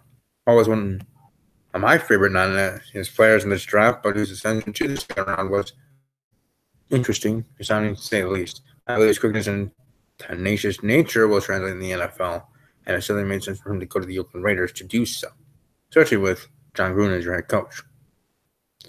Parker is running a bit of a reach in the early 3rd round, especially for a team that already picked an offensive tackle in round 1. But they felt that, hey, more the merrier in that, and if it doesn't work out, you always can cut him, right? The Raiders took a chance on Key, who struggled with issues and injuries during his college career. If he can straighten things out, maybe he'll be able to use that strength overall, the potential pass rusher, and be a good addition for Oakland. Overall, though, Oakland did pretty dang well. I'm going to give them the grade of a B. Straight B there. Good job. The defending reigning Super Bowl champions, the Philadelphia Eagles, are next here. And with their selections, and they didn't have too many of them this year, Dallas, under tight end, South Dakota State, round 2. Maddox, cornerback, Pittsburgh, round 4. Josh Sweet, edge, Florida State, round 4. Matt Pryor, offensive tackle, TCU, round 6.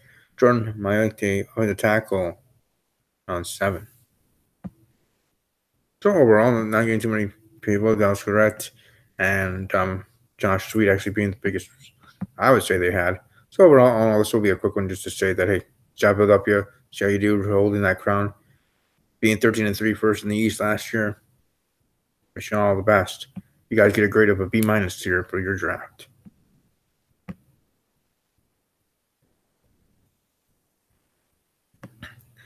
Pittsburgh Steelers last year 13-3, first in the AFC North. And you get Terrell Edmonds, safety, West Virginia Tech, round 1. James Washington, wide receiver, Oklahoma State, round 2. Mason Rudolph, quarterback, Oklahoma State, round 3. There's Okafor, offensive tackle, which is Michigan, round 3. Marcus Allen, safety, Penn State, round 5. Jalen Samuels, running back in NC State, round 5. And Joshua Frazier, defensive tackle, Alabama, round 7. So again, especially for Pittsburgh, and really selected Terrell Edmonds being a good pickup.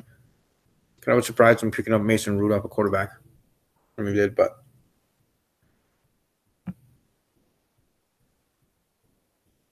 a good draft for Pittsburgh.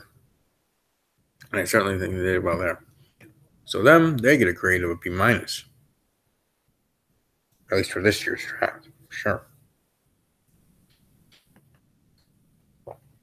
Now the 49ers were 6-10 last year, 4th in the NFC West. Mike McGlinchey, offensive tackle, Notre Dame, round 1. Andy Pettis, wide receiver, Washington, round 2. Fred Warner, outside linebacker, BYU, round 3. Tavares Moore, safety from Southern Miss, round 3. Octavius Street, defensive end, North NC State, round 4. TJ Reed, quarterback, Kansas State, round 5. Marcel Harris, safety, Florida, round 6. Julian Taylor, defensive tackle, Temple, round 7. And Richie James, wide receiver, Middle Tennessee State.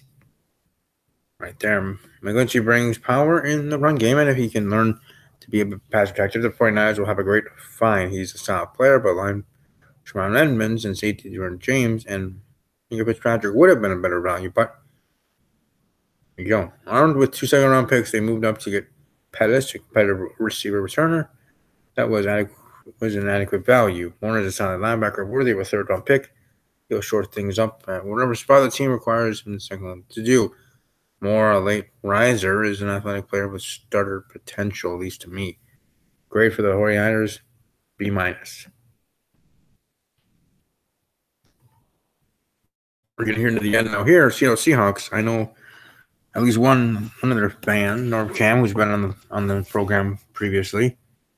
I'm sure we'll have him again when Green Bay faces his team again. Last year, 9-7, second in the NFC West.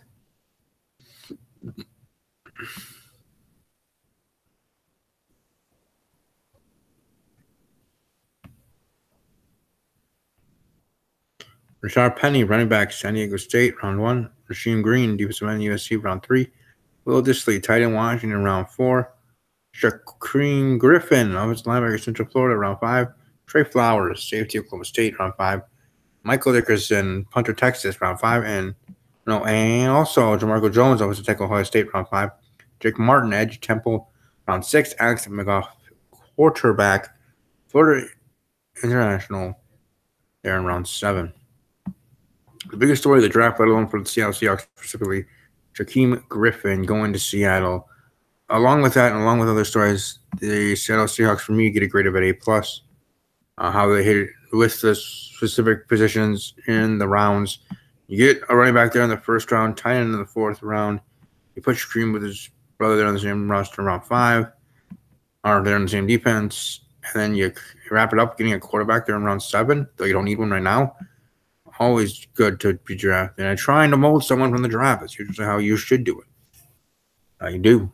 So Seattle Seahawks being the only other team, going to be the Seattle Seahawks and the New England Patriots being the only 2 teams to get an A+ grade, from me at least, for their draft. Now we only have 3 teams left, and we're going to go with Lindsey Bell. It's actually awesome and cool Lindsey Bell that I know from YouTube. Last year they were 5-11, 4th in the NFC South, and their selections were as follows: Vita Vea, defensive tackle, Washington, round 1. Ronald Jones, running back, USC, round 2. MJ Stewart, cornerback, North Carolina, round 2. Carlton Davis, quarterback, Auburn, round 2. Alex Kappa, guard, Humboldt State, round 3. Jordan Whitehead, safety from Pittsburgh, round 4. Justin Watson, wide receiver, Pennsylvania, round 5. And Jackson G, linebacker from Wisconsin, who I think is going to be the standout player, from round 3 and beyond for the Tampa Bay Buccaneers. Round 6, a good pick up there, Tampa Bay. Hopefully the Buccaneers can improve. I certainly hope so. I really do think they did really well here in this draft of the selections that they made for sure. and they get a grade of an A minus from me. Yes, me. This guy.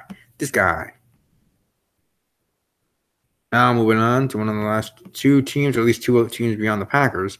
So technically 3 teams left, but 2 teams here for them. This one being the Tennessee Titans. 2017 record was 9-7. Second in the AFC South. Their picks were Rasheed Evans, offensive line, also outside linebacker, Alabama, round 1. Harold Landry, edge, Boston College, round 2.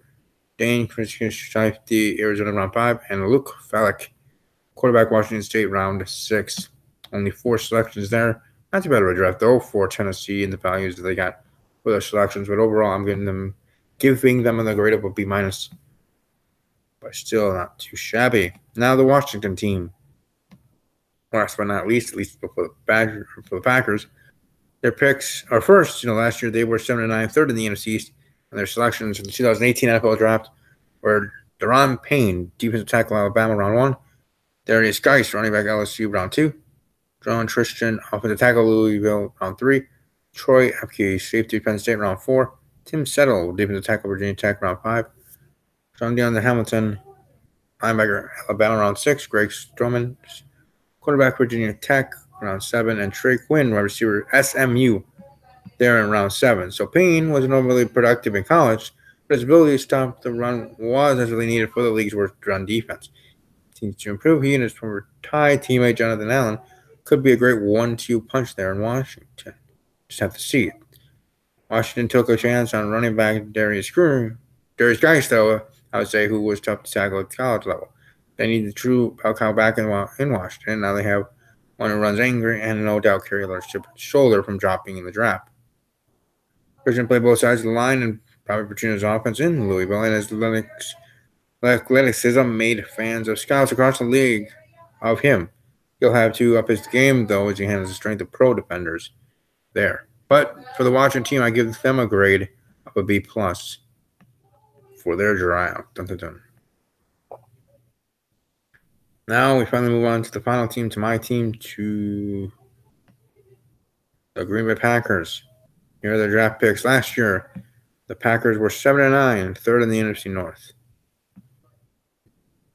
Jair Alexander, cornerback, Louisville, round 1. Josh Jackson, cornerback, Iowa, round 2. Oren Burks, linebacker, Vanderbilt, round 3. Jamon Moore, wide receiver, Missouri, round 4. Cole Madison, offensive lineman, Washington State, round 5. J.K. Scott, punter from Alabama, round 5. Marquise Village, wide receiver, South Florida, round 5. Chris St. wide receiver, Notre Dame, round 6. James Looney, defensive end, California, round 7. Hunter Bradley, long snapper, Mississippi State, 7. And Kendall Donnerson, defensive end, Southern Missouri, there in round 7 for the Green Bay Packers.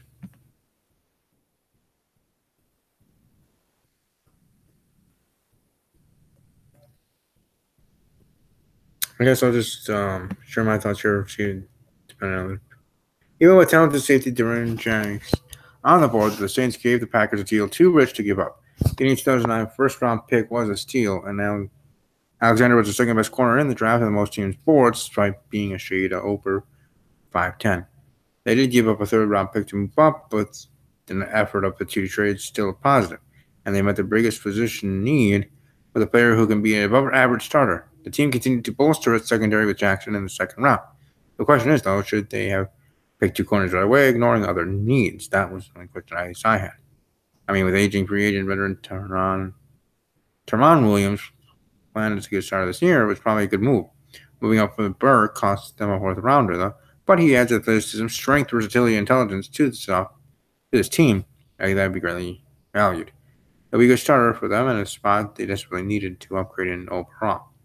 So for the Green Bay Packers, even though I didn't give my own team an A+ grade, they did get an A grade from me overall there, as it pertains to the draft.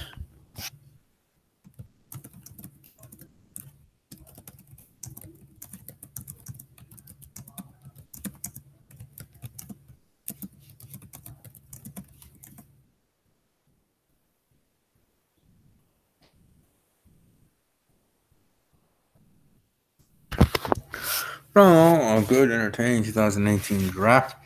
A lot of good pickups and a lot of good intrigue trades and otherwise, especially the crazy first round that we had. A lot of quarterbacks that went off the board when they did.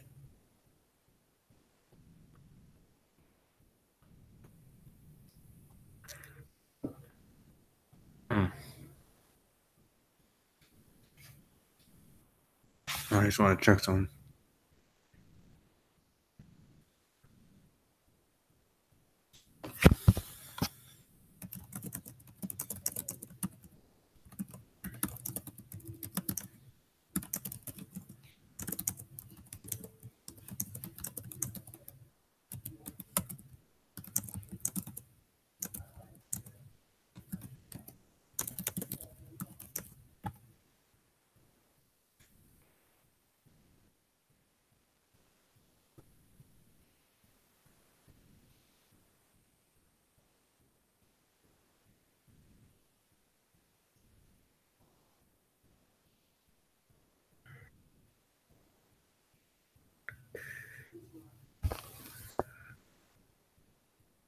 Sorry, I was trying to check and see if my friend would be able to join me when he gets to bed and seeing if he's able to.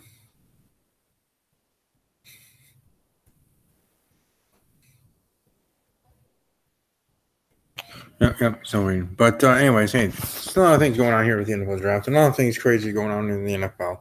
And it's going to be interesting to see how everything plans out and goes moving forward. And actually, before I keep talking at all, plug in the laptop there. But anyways, I'm looking forward to seeing how everything plans out for the draft or from the draft and heading into the said season. Excuse me, but I certainly think things are going to be fine. I certainly look forward to seeing how the Packers and all teams do with their draft picks and doing with the season moving ahead. I certainly think a lot of things can happen. And I certainly think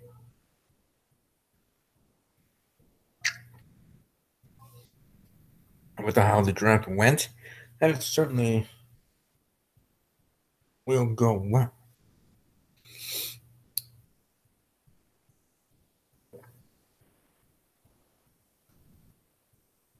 I wonder though, which teams are going to be the ones that go from 0 to hero? Which teams are going to be one that we're at the bottom of the barrel in their divisions and overall in the NFL to make it and not just go in the playoffs, but do something in the playoffs. I hope we see that because we see that usually each and every year. We have an influx of teams that made the playoffs last year and didn't make the playoffs and will. And which teams will be there this year? Which team will be like the Eagles and in a way fly and come out of nowhere and become Super Bowl champions, whether they beat New England or whoever.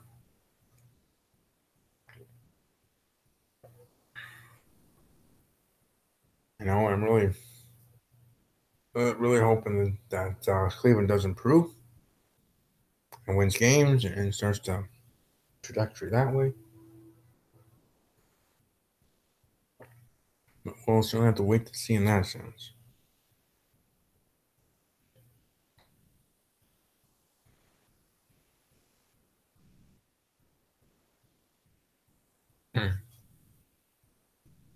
Now, as when we get close to the season, of course, the show will come back. I'm going to be on a little break again between now and mid to late August, a summer break. Right, I just came back for the draft, and now I'm on another break. But don't worry, Talking Packers with Steve will return in late August, so maybe I'll even have other guests, other people, and other fans by that time talk NFL. But at that point, I will give my predictions for all 32 record wise and my predictions for the playoffs and all the other stuff, and we'll see how I do there. But I'm really hoping for things to be shaken up again in the NFL and actually happen. Paradox.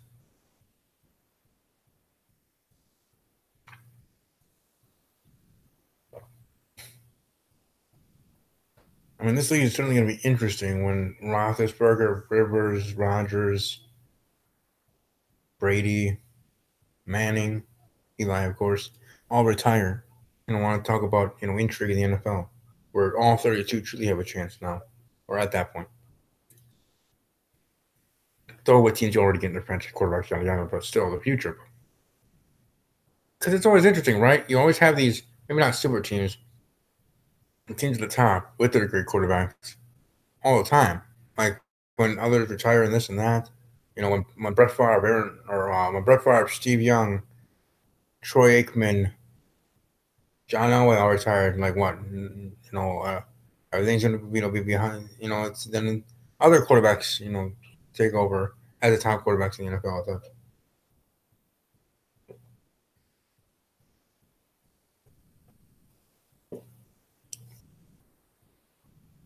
It'll be interesting.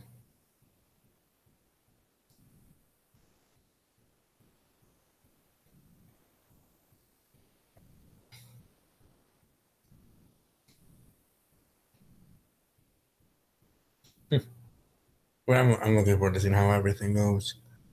I definitely think the Packers are going to do well. I mean, come on now. Hello.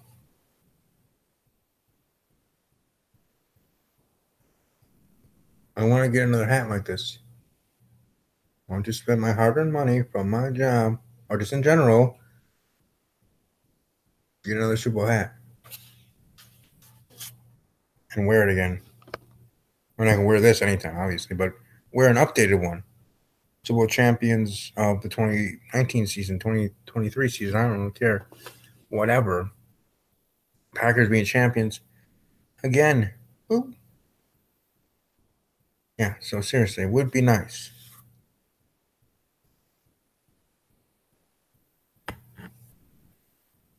But who knows?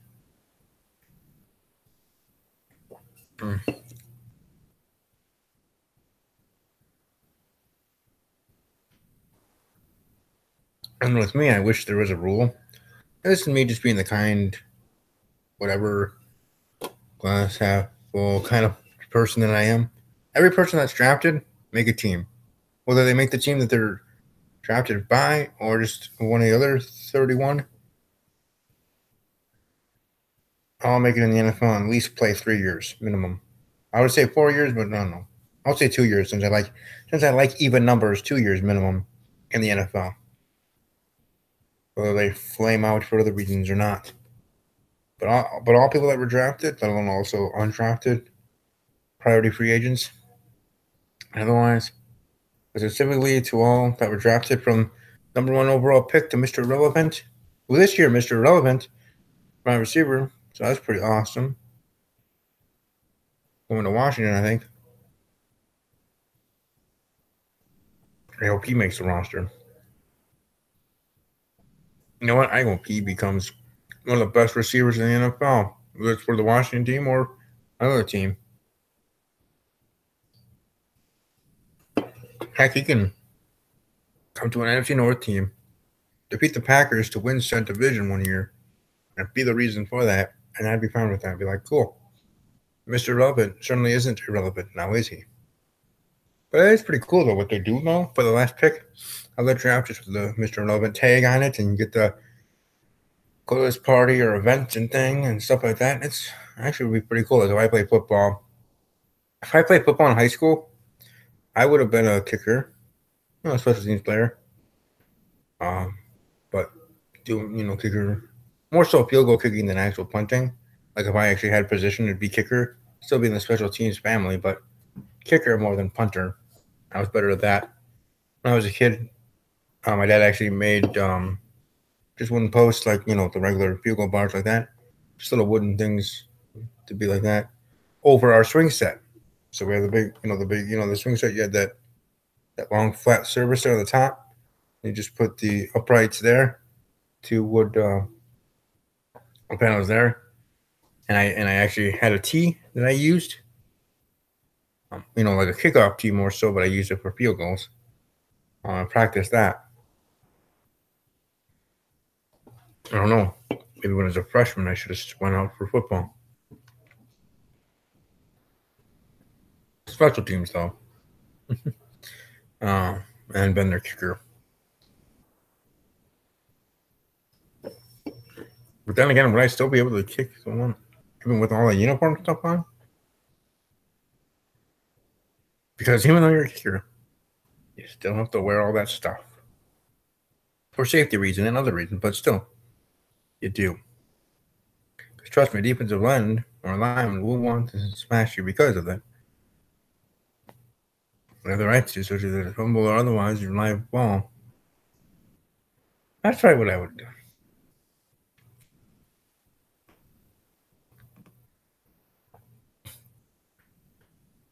If I played or was able to play.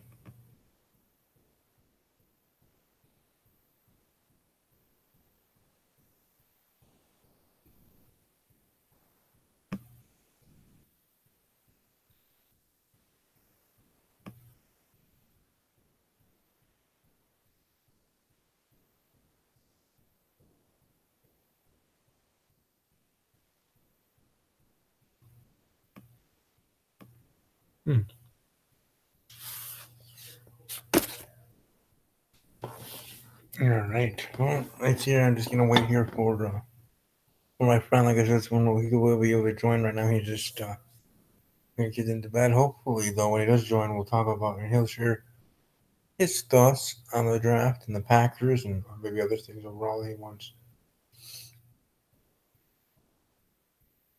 to share. But either way, very entertaining draft. Certainly interesting to happen. And Baker Mayfield going number one overall. That was surprising. Do I think he's going to be a bust? I don't know.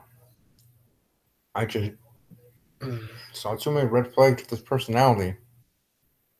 And didn't think with all that warn him to be number one overall. But that's just me. I don't want him to fail. I just think he will.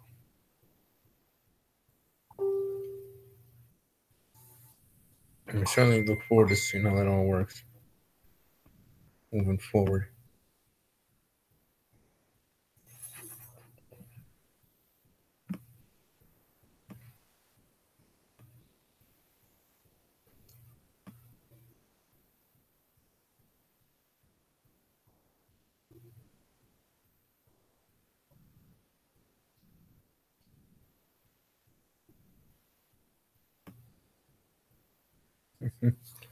But yeah, like I said, I'm just waiting here for my boyfriend to be able to join on and share his thoughts.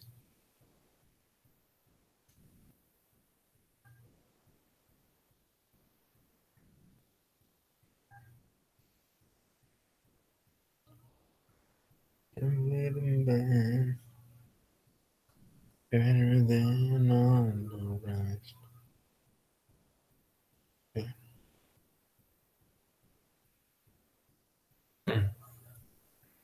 We'll see.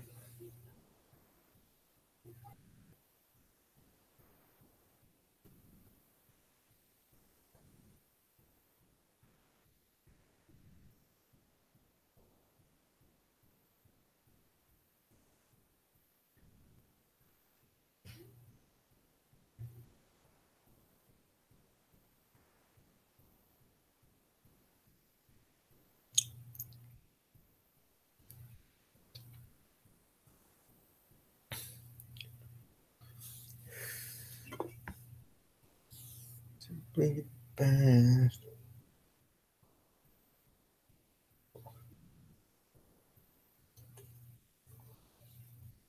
What do you guys think would be the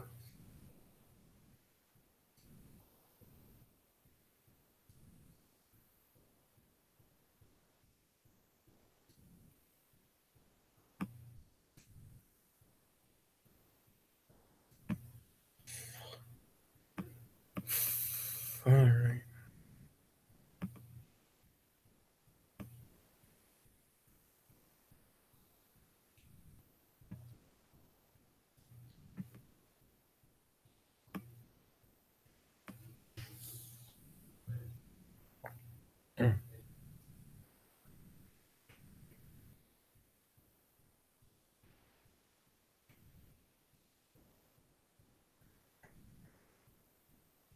I wonder.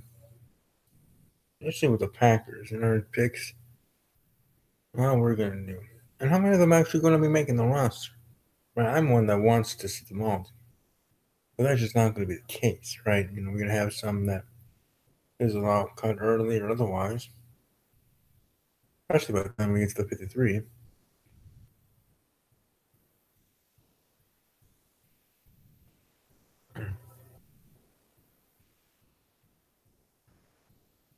I don't know. It's going to be interesting to see how that all holds up.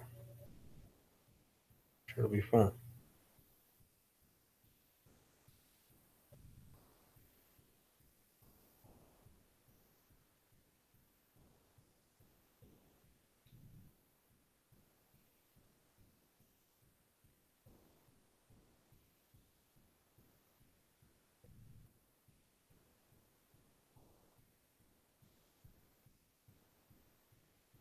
Oh, I'll wait here a couple more minutes. He's unable to make it here by 9, then I'll shut down and go from there. I think those that did want, like I said, if you are a fan of any of the 32, or any of the 32 teams, and welcome to let your thoughts be heard.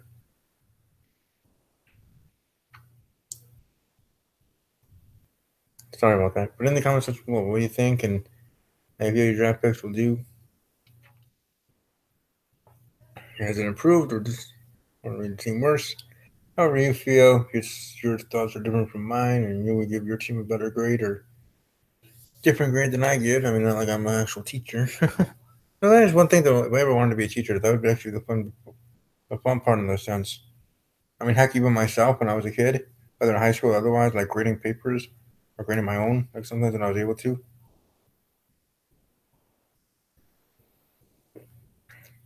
I mean, not like I wanted to give everybody a wrong answer, but just going through and like just that little, that little positive, right, wrong, correct, this and that. I don't know, it's just weirdly fun.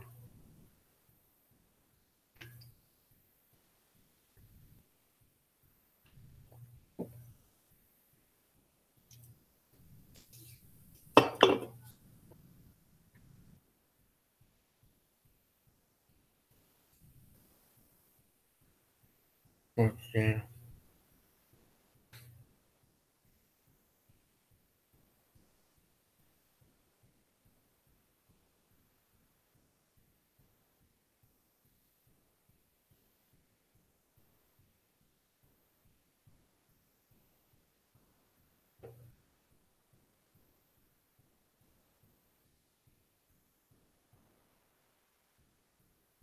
Mm.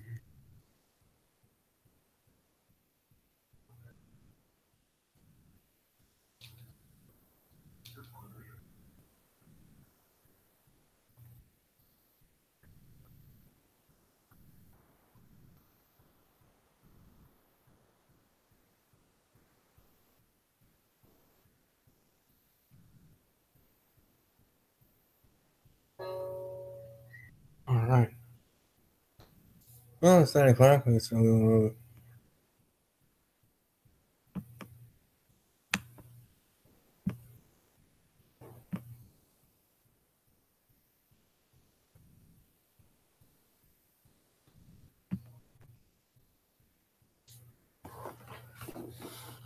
right, a little bit more time.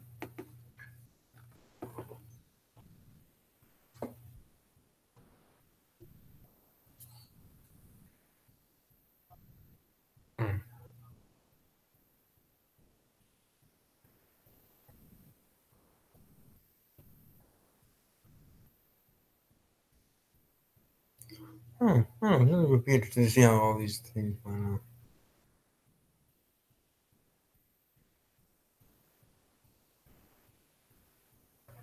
out. Mm. I look forward to how things work out.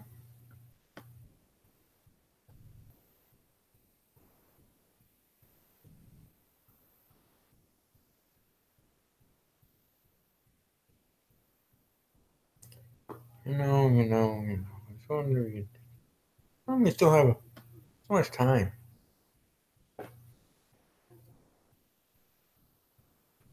Coming into the season and otherwise, and I think the off-season training camps, preseason games. I don't know how that all will work out.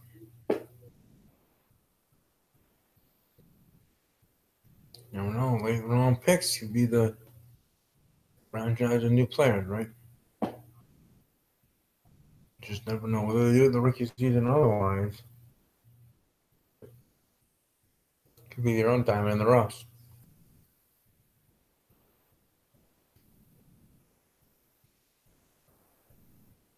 Hmm.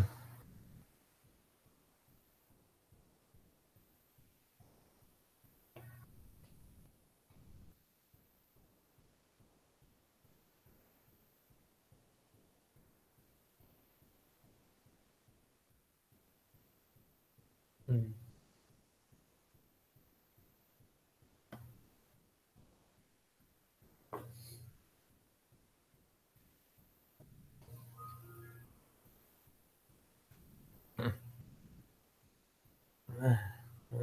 I mean, I can breathe. Breathe.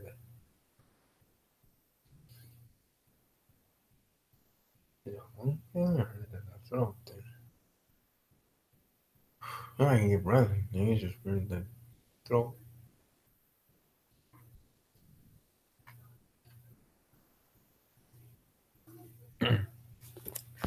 Actually, while I'm waiting, I'm just gonna check here.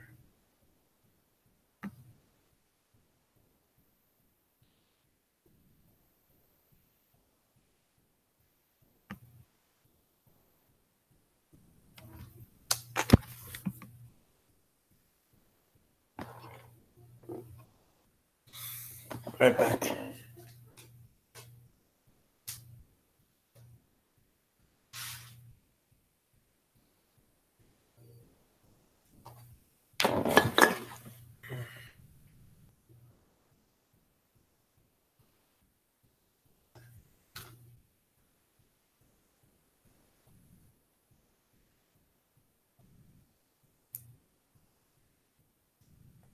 Hmm.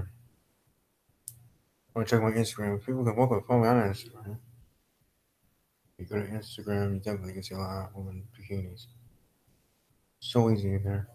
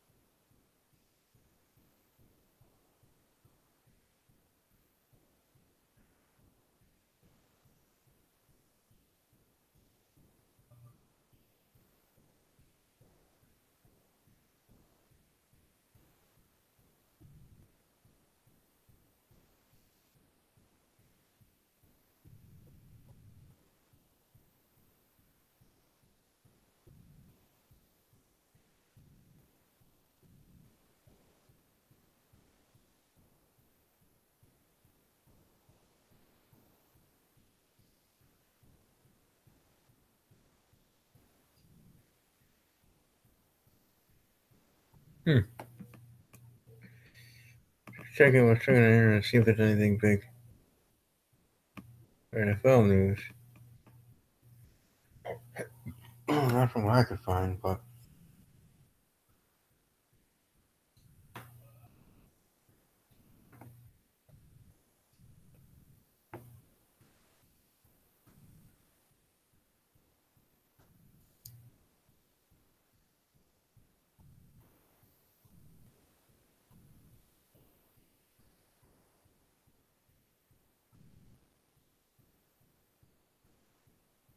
Mm-hmm.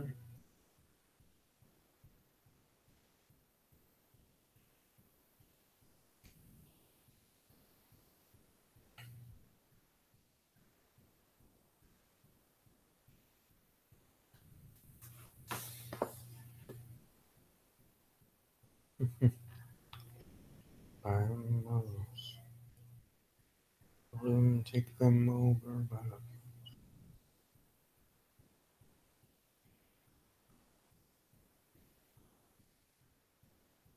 Hmm.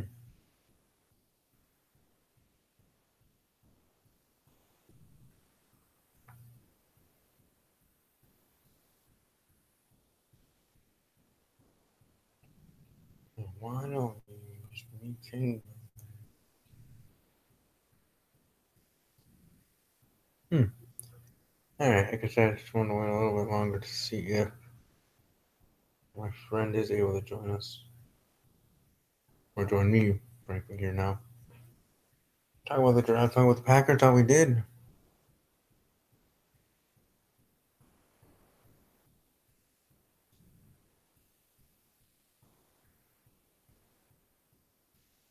I think the two wide receivers though that we picked up, I think, just drifted their names understanding that were pretty good pickups. I really think so. Looking forward to hearing what your thoughts and everything and how interesting our draft was with the selections.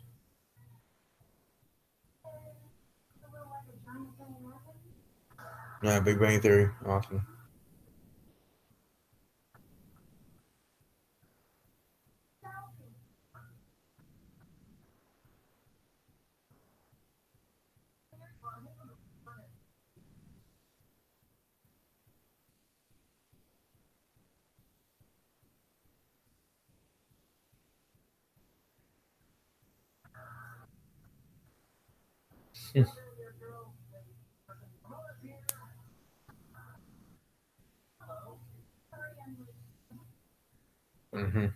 Kind of.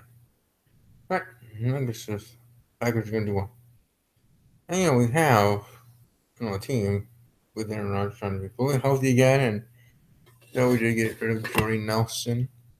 We released him, not got rid of him like traded him, but released him. Now Jordy's in Oakland.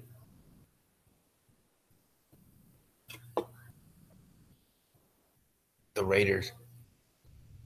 I really am looking forward to seeing how he does with Oakland. I am. Especially with John Gruden as his coach. Whoa. That'll be interesting.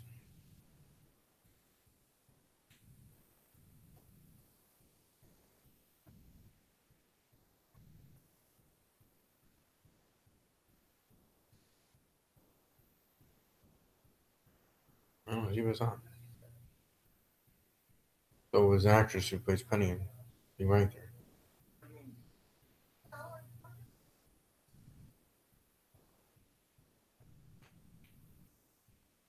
I apologize for this whole long silence thing between the times, but like I said, I'm just waiting for my amigo to be able to join us here, talk about the Packers and his thoughts on the picks that we made.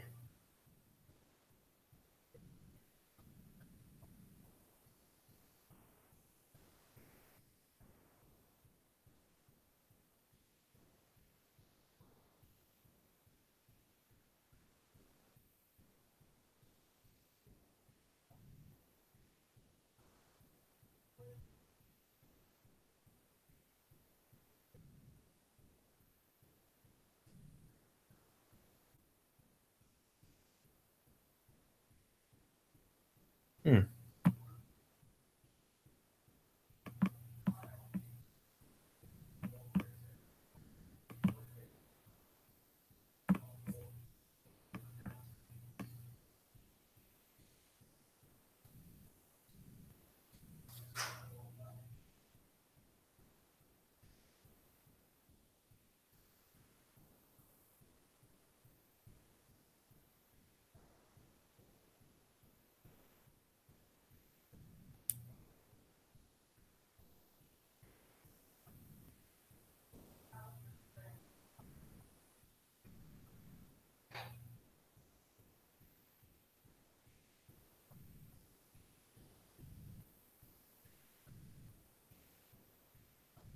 Seriously though, if you want to see a lot of college or women of any age bikinis, go to Instagram. It's the place to go. You have to go to that middle page, as I call it. It's even like the search bar thing. Must or whatever. You just go through there. Like there's some females that I follow from Georgia and otherwise, and especially the local cheerleading stuff and so on otherwise. So yeah, especially now in summer coming up, spring and summer.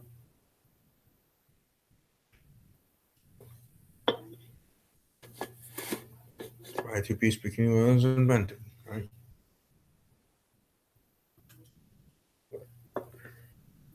I mean, I don't know about it. Just I don't know. Share my thoughts. Good thing it's this part of the video. Probably a low amount of people actually be still watching, whether live or archive.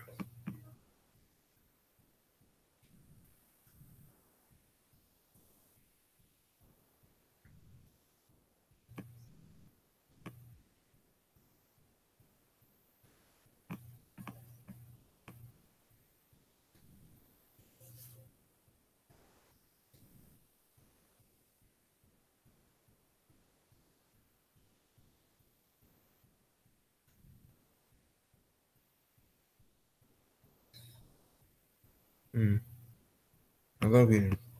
Once when I dated someone after I got out of the military, whatever, I dated someone back and forth, or not back and forth. We were just talking in general. And definitely, or she actually sent me some bikini photos of herself.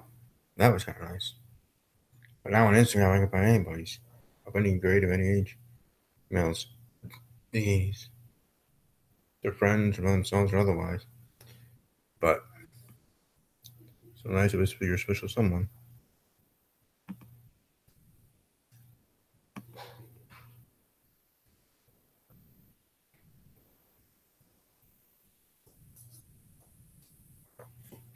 Right. I'll put this back on. Maybe this will be my lucky charm to see if my amigo Stumpy is able to join me. Johnny Ace.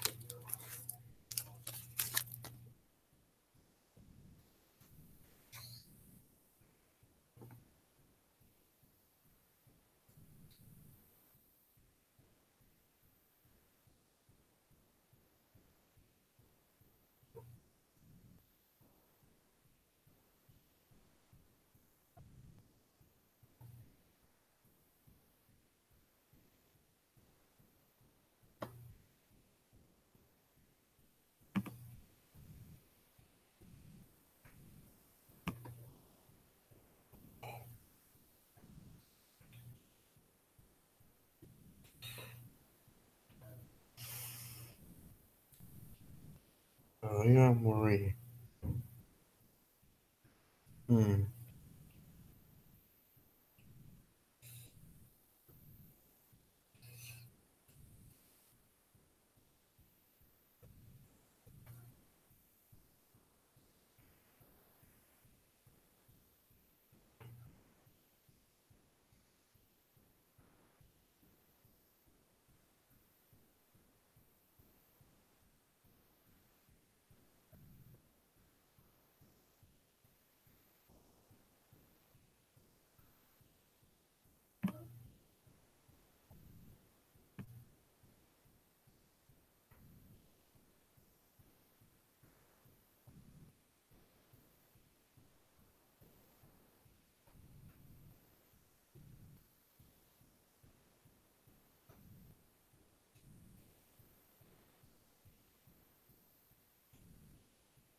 Hmm.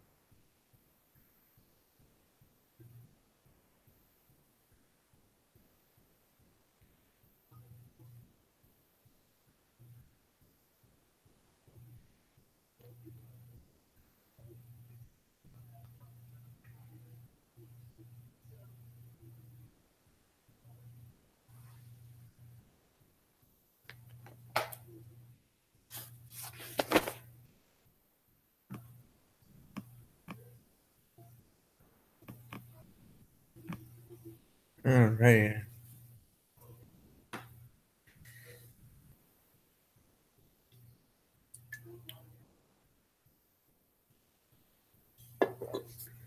Watch Little Big Bang Theory.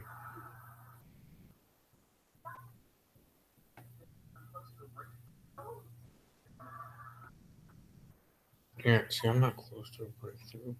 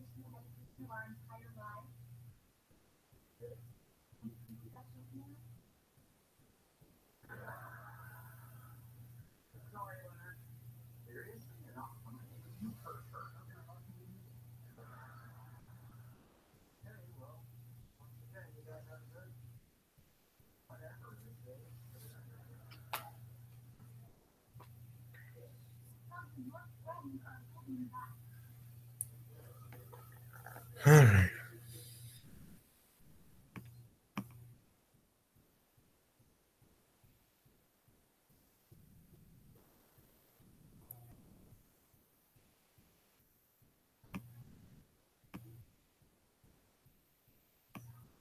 We'll see. I think we'll make it here. I'm sure. Well, I mean, if I stay live for hours and hours, and as long as I don't have anything copyrighted for too long on, I can technically be on here for the amount of hours I can be. I mean, people have done streams, live streams, or Google Hangouts for 24 hours, right, for a marathon thing. But it had its own boring hours time because of being an ultra long stream. But this being a different situation. But I did want to get him on. He said he'd try if he do sell that in itself.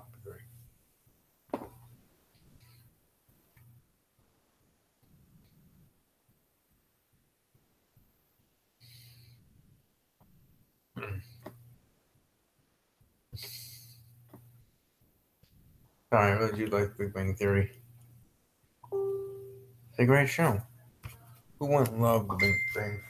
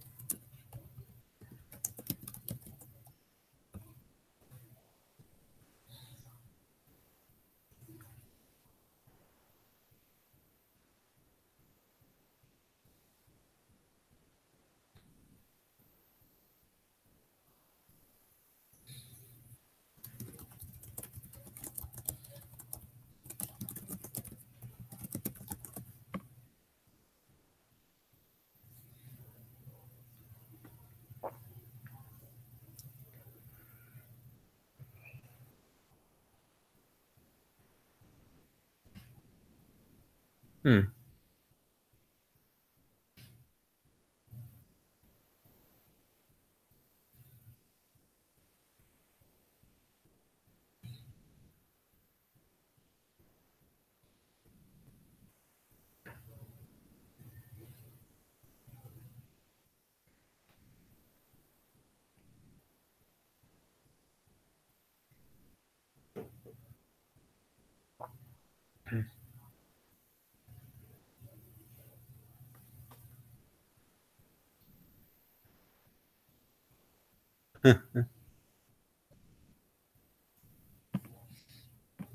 Funny, funny indeed.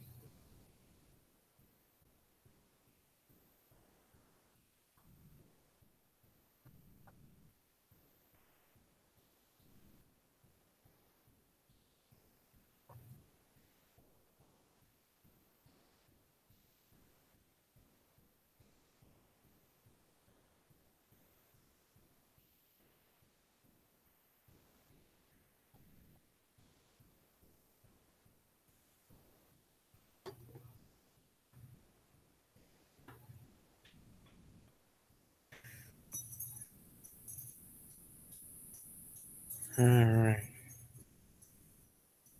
I might have to end this here shortly. I mean, right, so there's not too much actual talking here about things.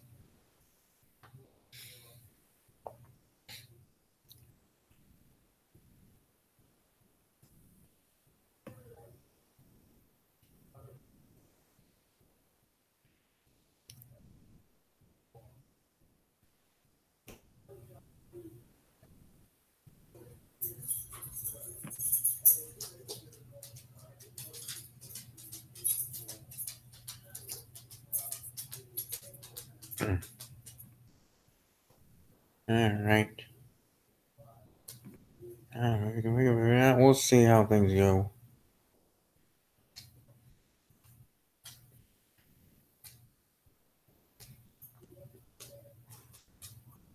But no, I mean the Packers getting the wide receiver that they did. At the times they did it in the rounds, in the later rounds, I think actually was a steal in a sense for the Packers. And maybe what we did in the first round, making our moves, leaving the 14th spot, letting the Saints move up so far. And then us for a brief second at 27, then moving back up to 18 to pick, Jair Alexander. All in all, maybe be the best spot, and just how I think felt for us in this draft. I think we did actually pretty well. I think we set up our team to be in the driver's seat to have a good season.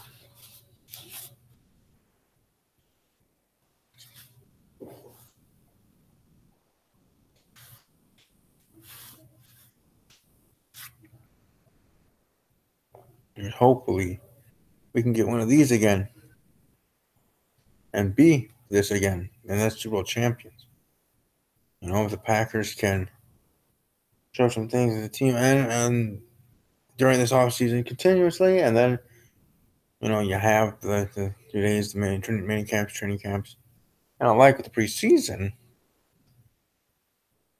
I think it got roster down to 53. It's gonna be good.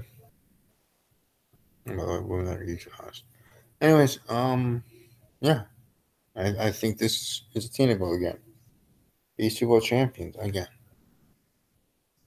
I know I would enjoy it, and wouldn't it even be more satisfying, at least for me individually, personally, if the next time the Packers win a Super Bowl, let alone attend a Super Bowl, meaning playing, um,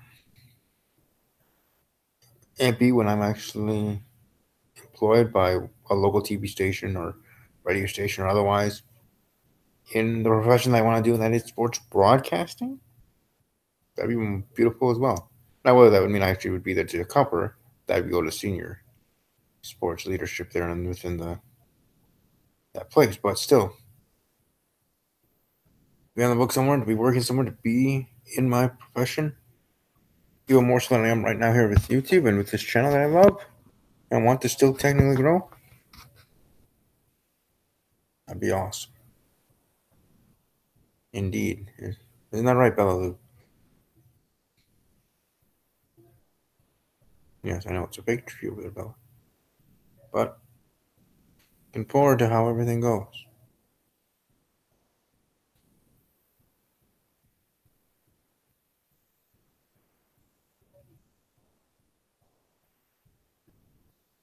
Actually, I just want to test it. Yeah, I just wanted to show you how this works. I wanted to say hi. So you can hear my voice, and let me know what you think. I look forward to hearing from you. Above all else, as always, take care.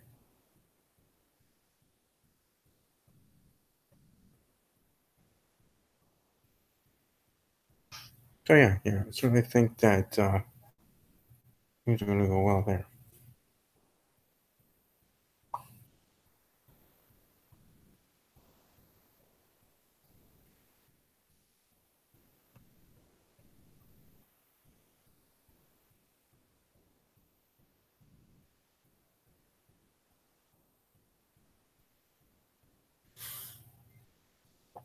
But what other team be Super Bowl champion?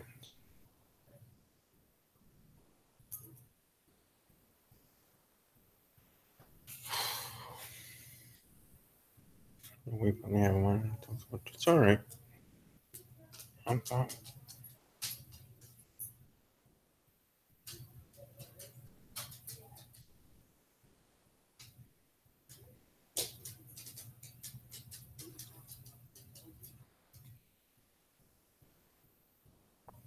Mm.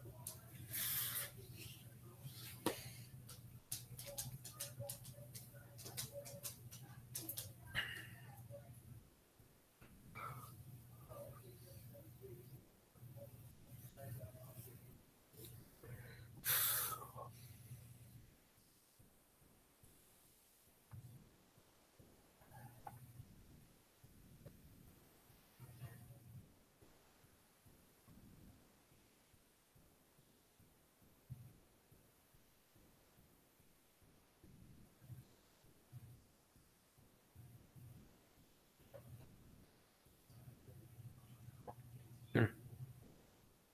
And tomorrow's Thursday, so I'll be doing some rest of podcasting stuff. Talking pack or talking WJ.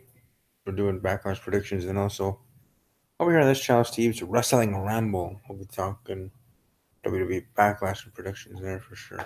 Well, so I look forward to that.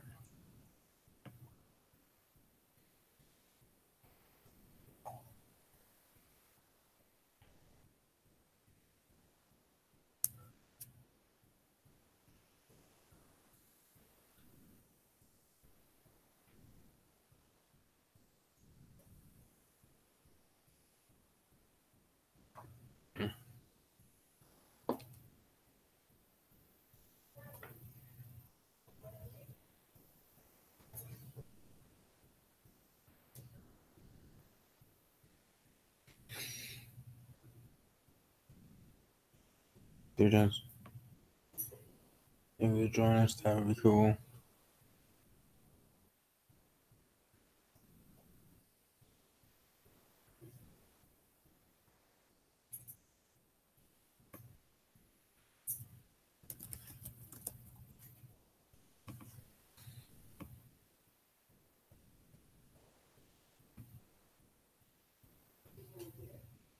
All right, all right.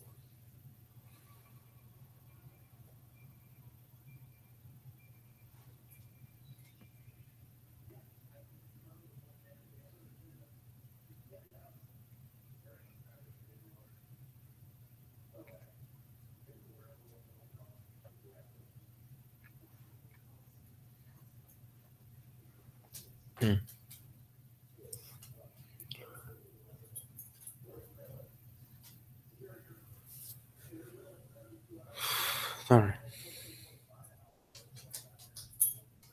Like I said, this episode actually was pretty good. I mean, just wanting to wait this long, holding off until seeing if he's able to join in. I'd like to hear his thoughts on the Packers pickups and otherwise.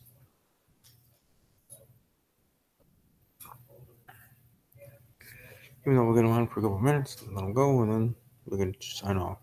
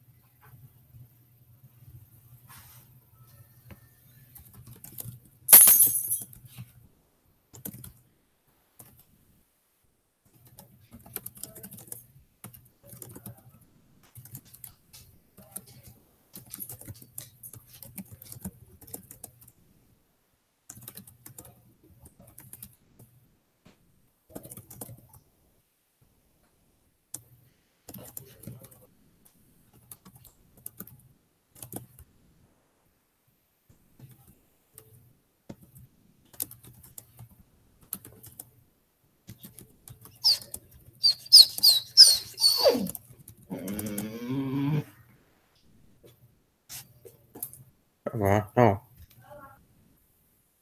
No, Bella.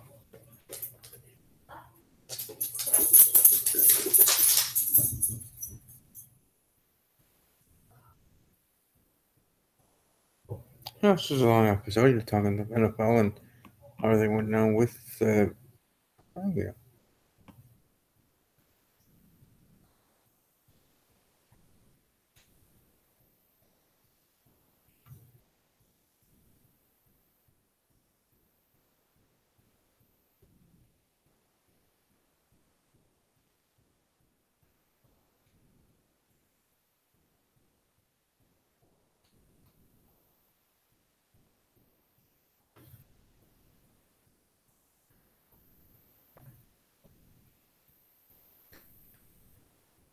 Mm-hmm.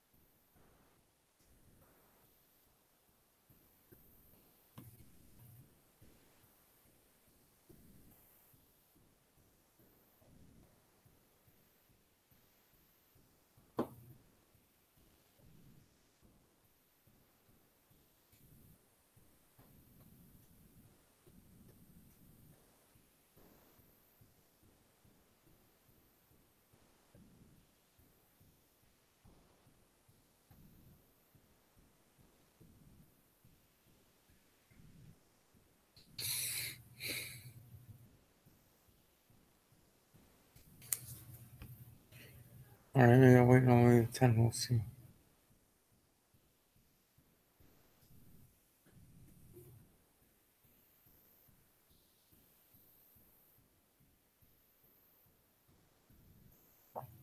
Oh, yeah, and then on Saturday, I'll also be on Kalani's Corner. I'm talking Backlash there as well. Saturday sometime. Over on his channel with him and Nate. Predicting, talking WWE and Backlash.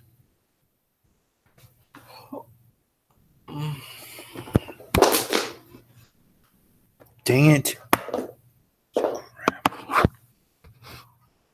I don't need it anymore.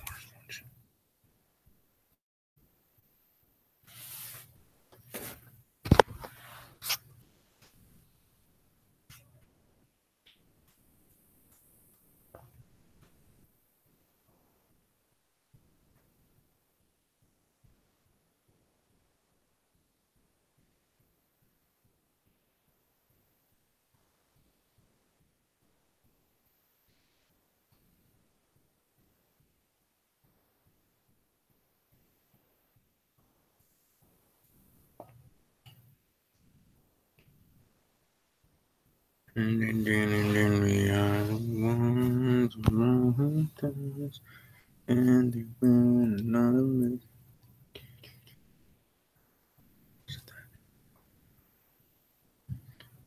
They are one, they are one.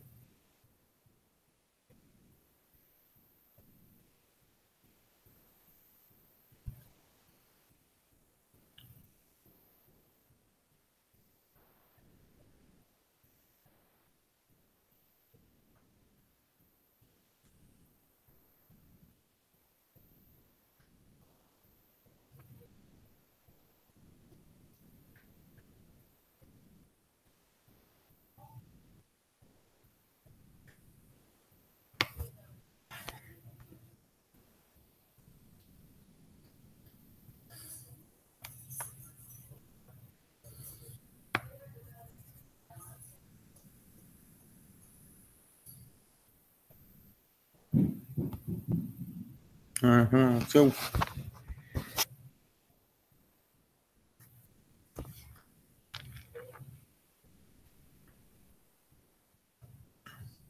I gotta shave this off.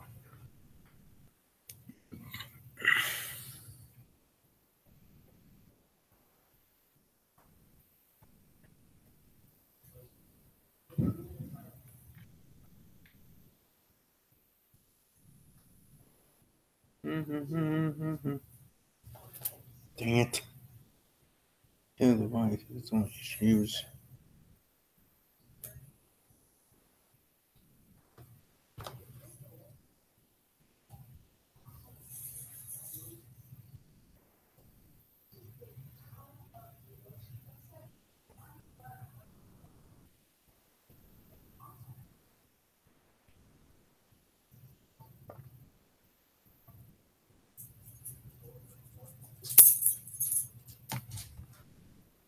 Still doing a video.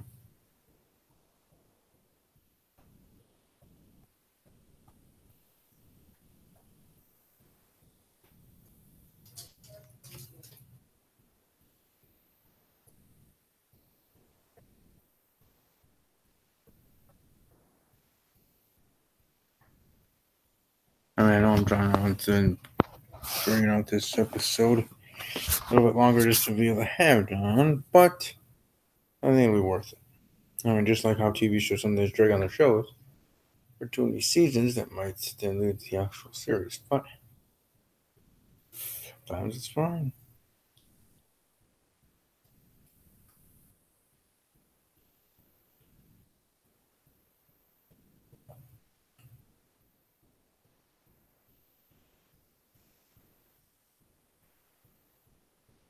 Um,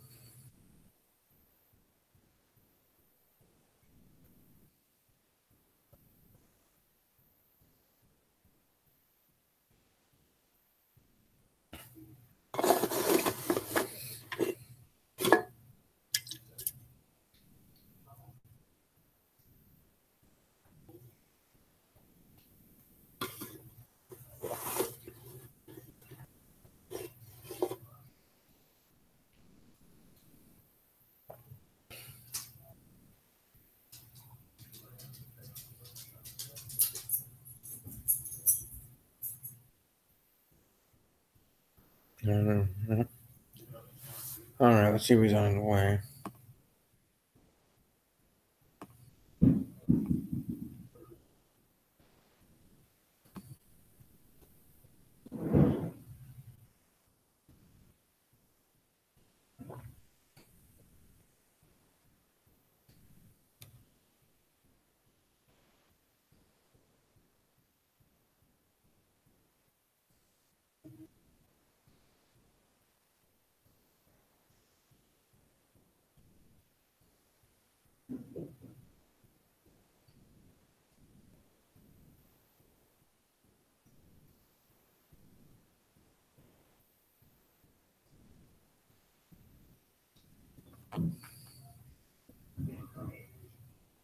I'm kind of sad at this point if I hold this episode. For as long as I have, and then I'm not able to make it.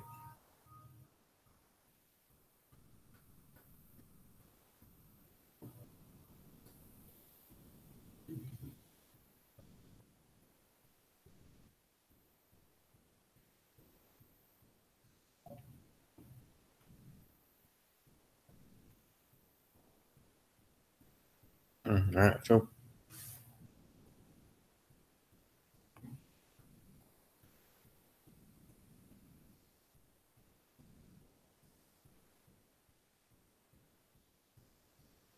Mm-hmm.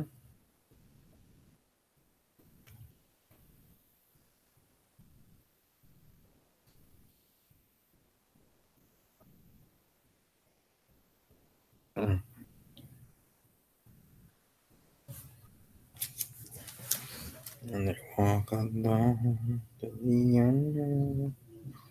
Mm-hmm.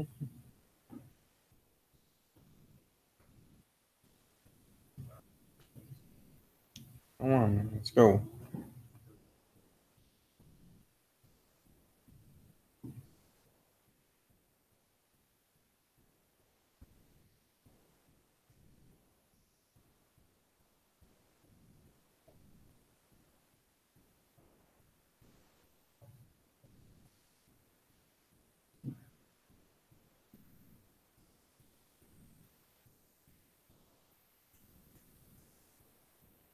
The link should work.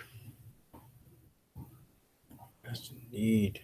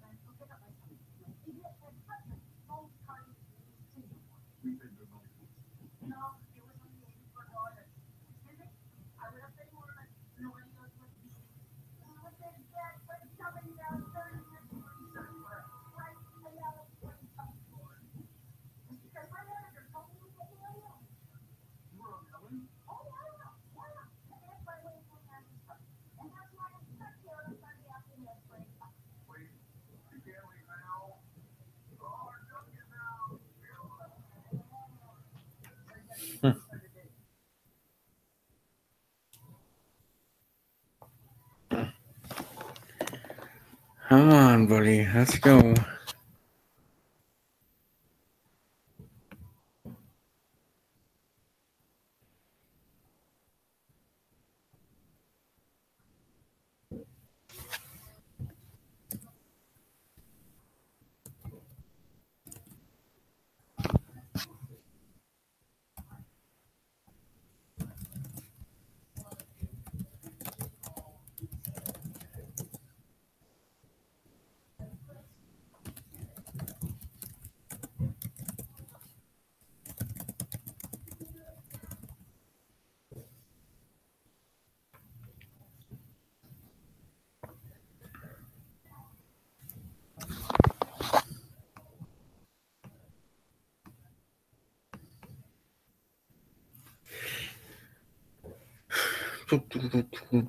I know.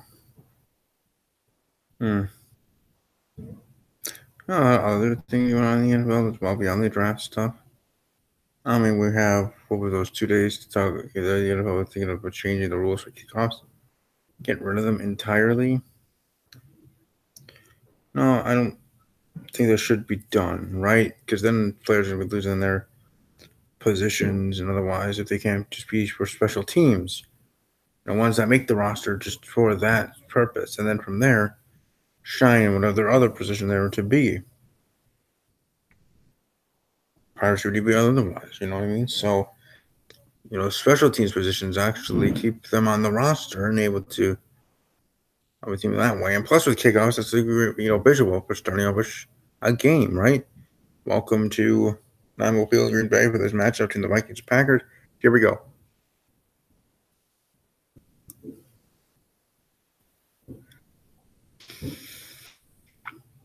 Yeah, the kickoff, and there you go. So it just would be weird visually as well as wouldn't make sense to not have it. I know I understand the safety concerns, but if you think about the safety concerns for NFL players should be for each and every play they play. The safety concern. Get injured in any game, any moment, serious injury or otherwise. So I would think it'd be best to move to not the B, but the NFL to keep the kickoff there. Kickoff there, all special team stuff. Best for business. Best for the game. And now, if it wasn't having the special teams having those kickoffs otherwise, the Boston others wouldn't have been as awesome as they've been. Making a career doing that. Devin Hester, would he have been good at a wide receiver otherwise and been popular? And hopefully going to the Hall of Fame in the future? We'll see. Probably not. But with special teams, it's made his name known and popular because of that.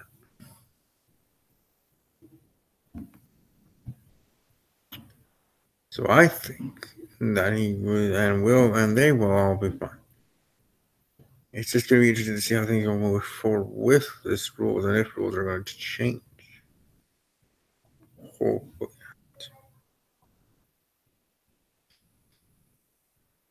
I don't know. I'm not Kurt Angle.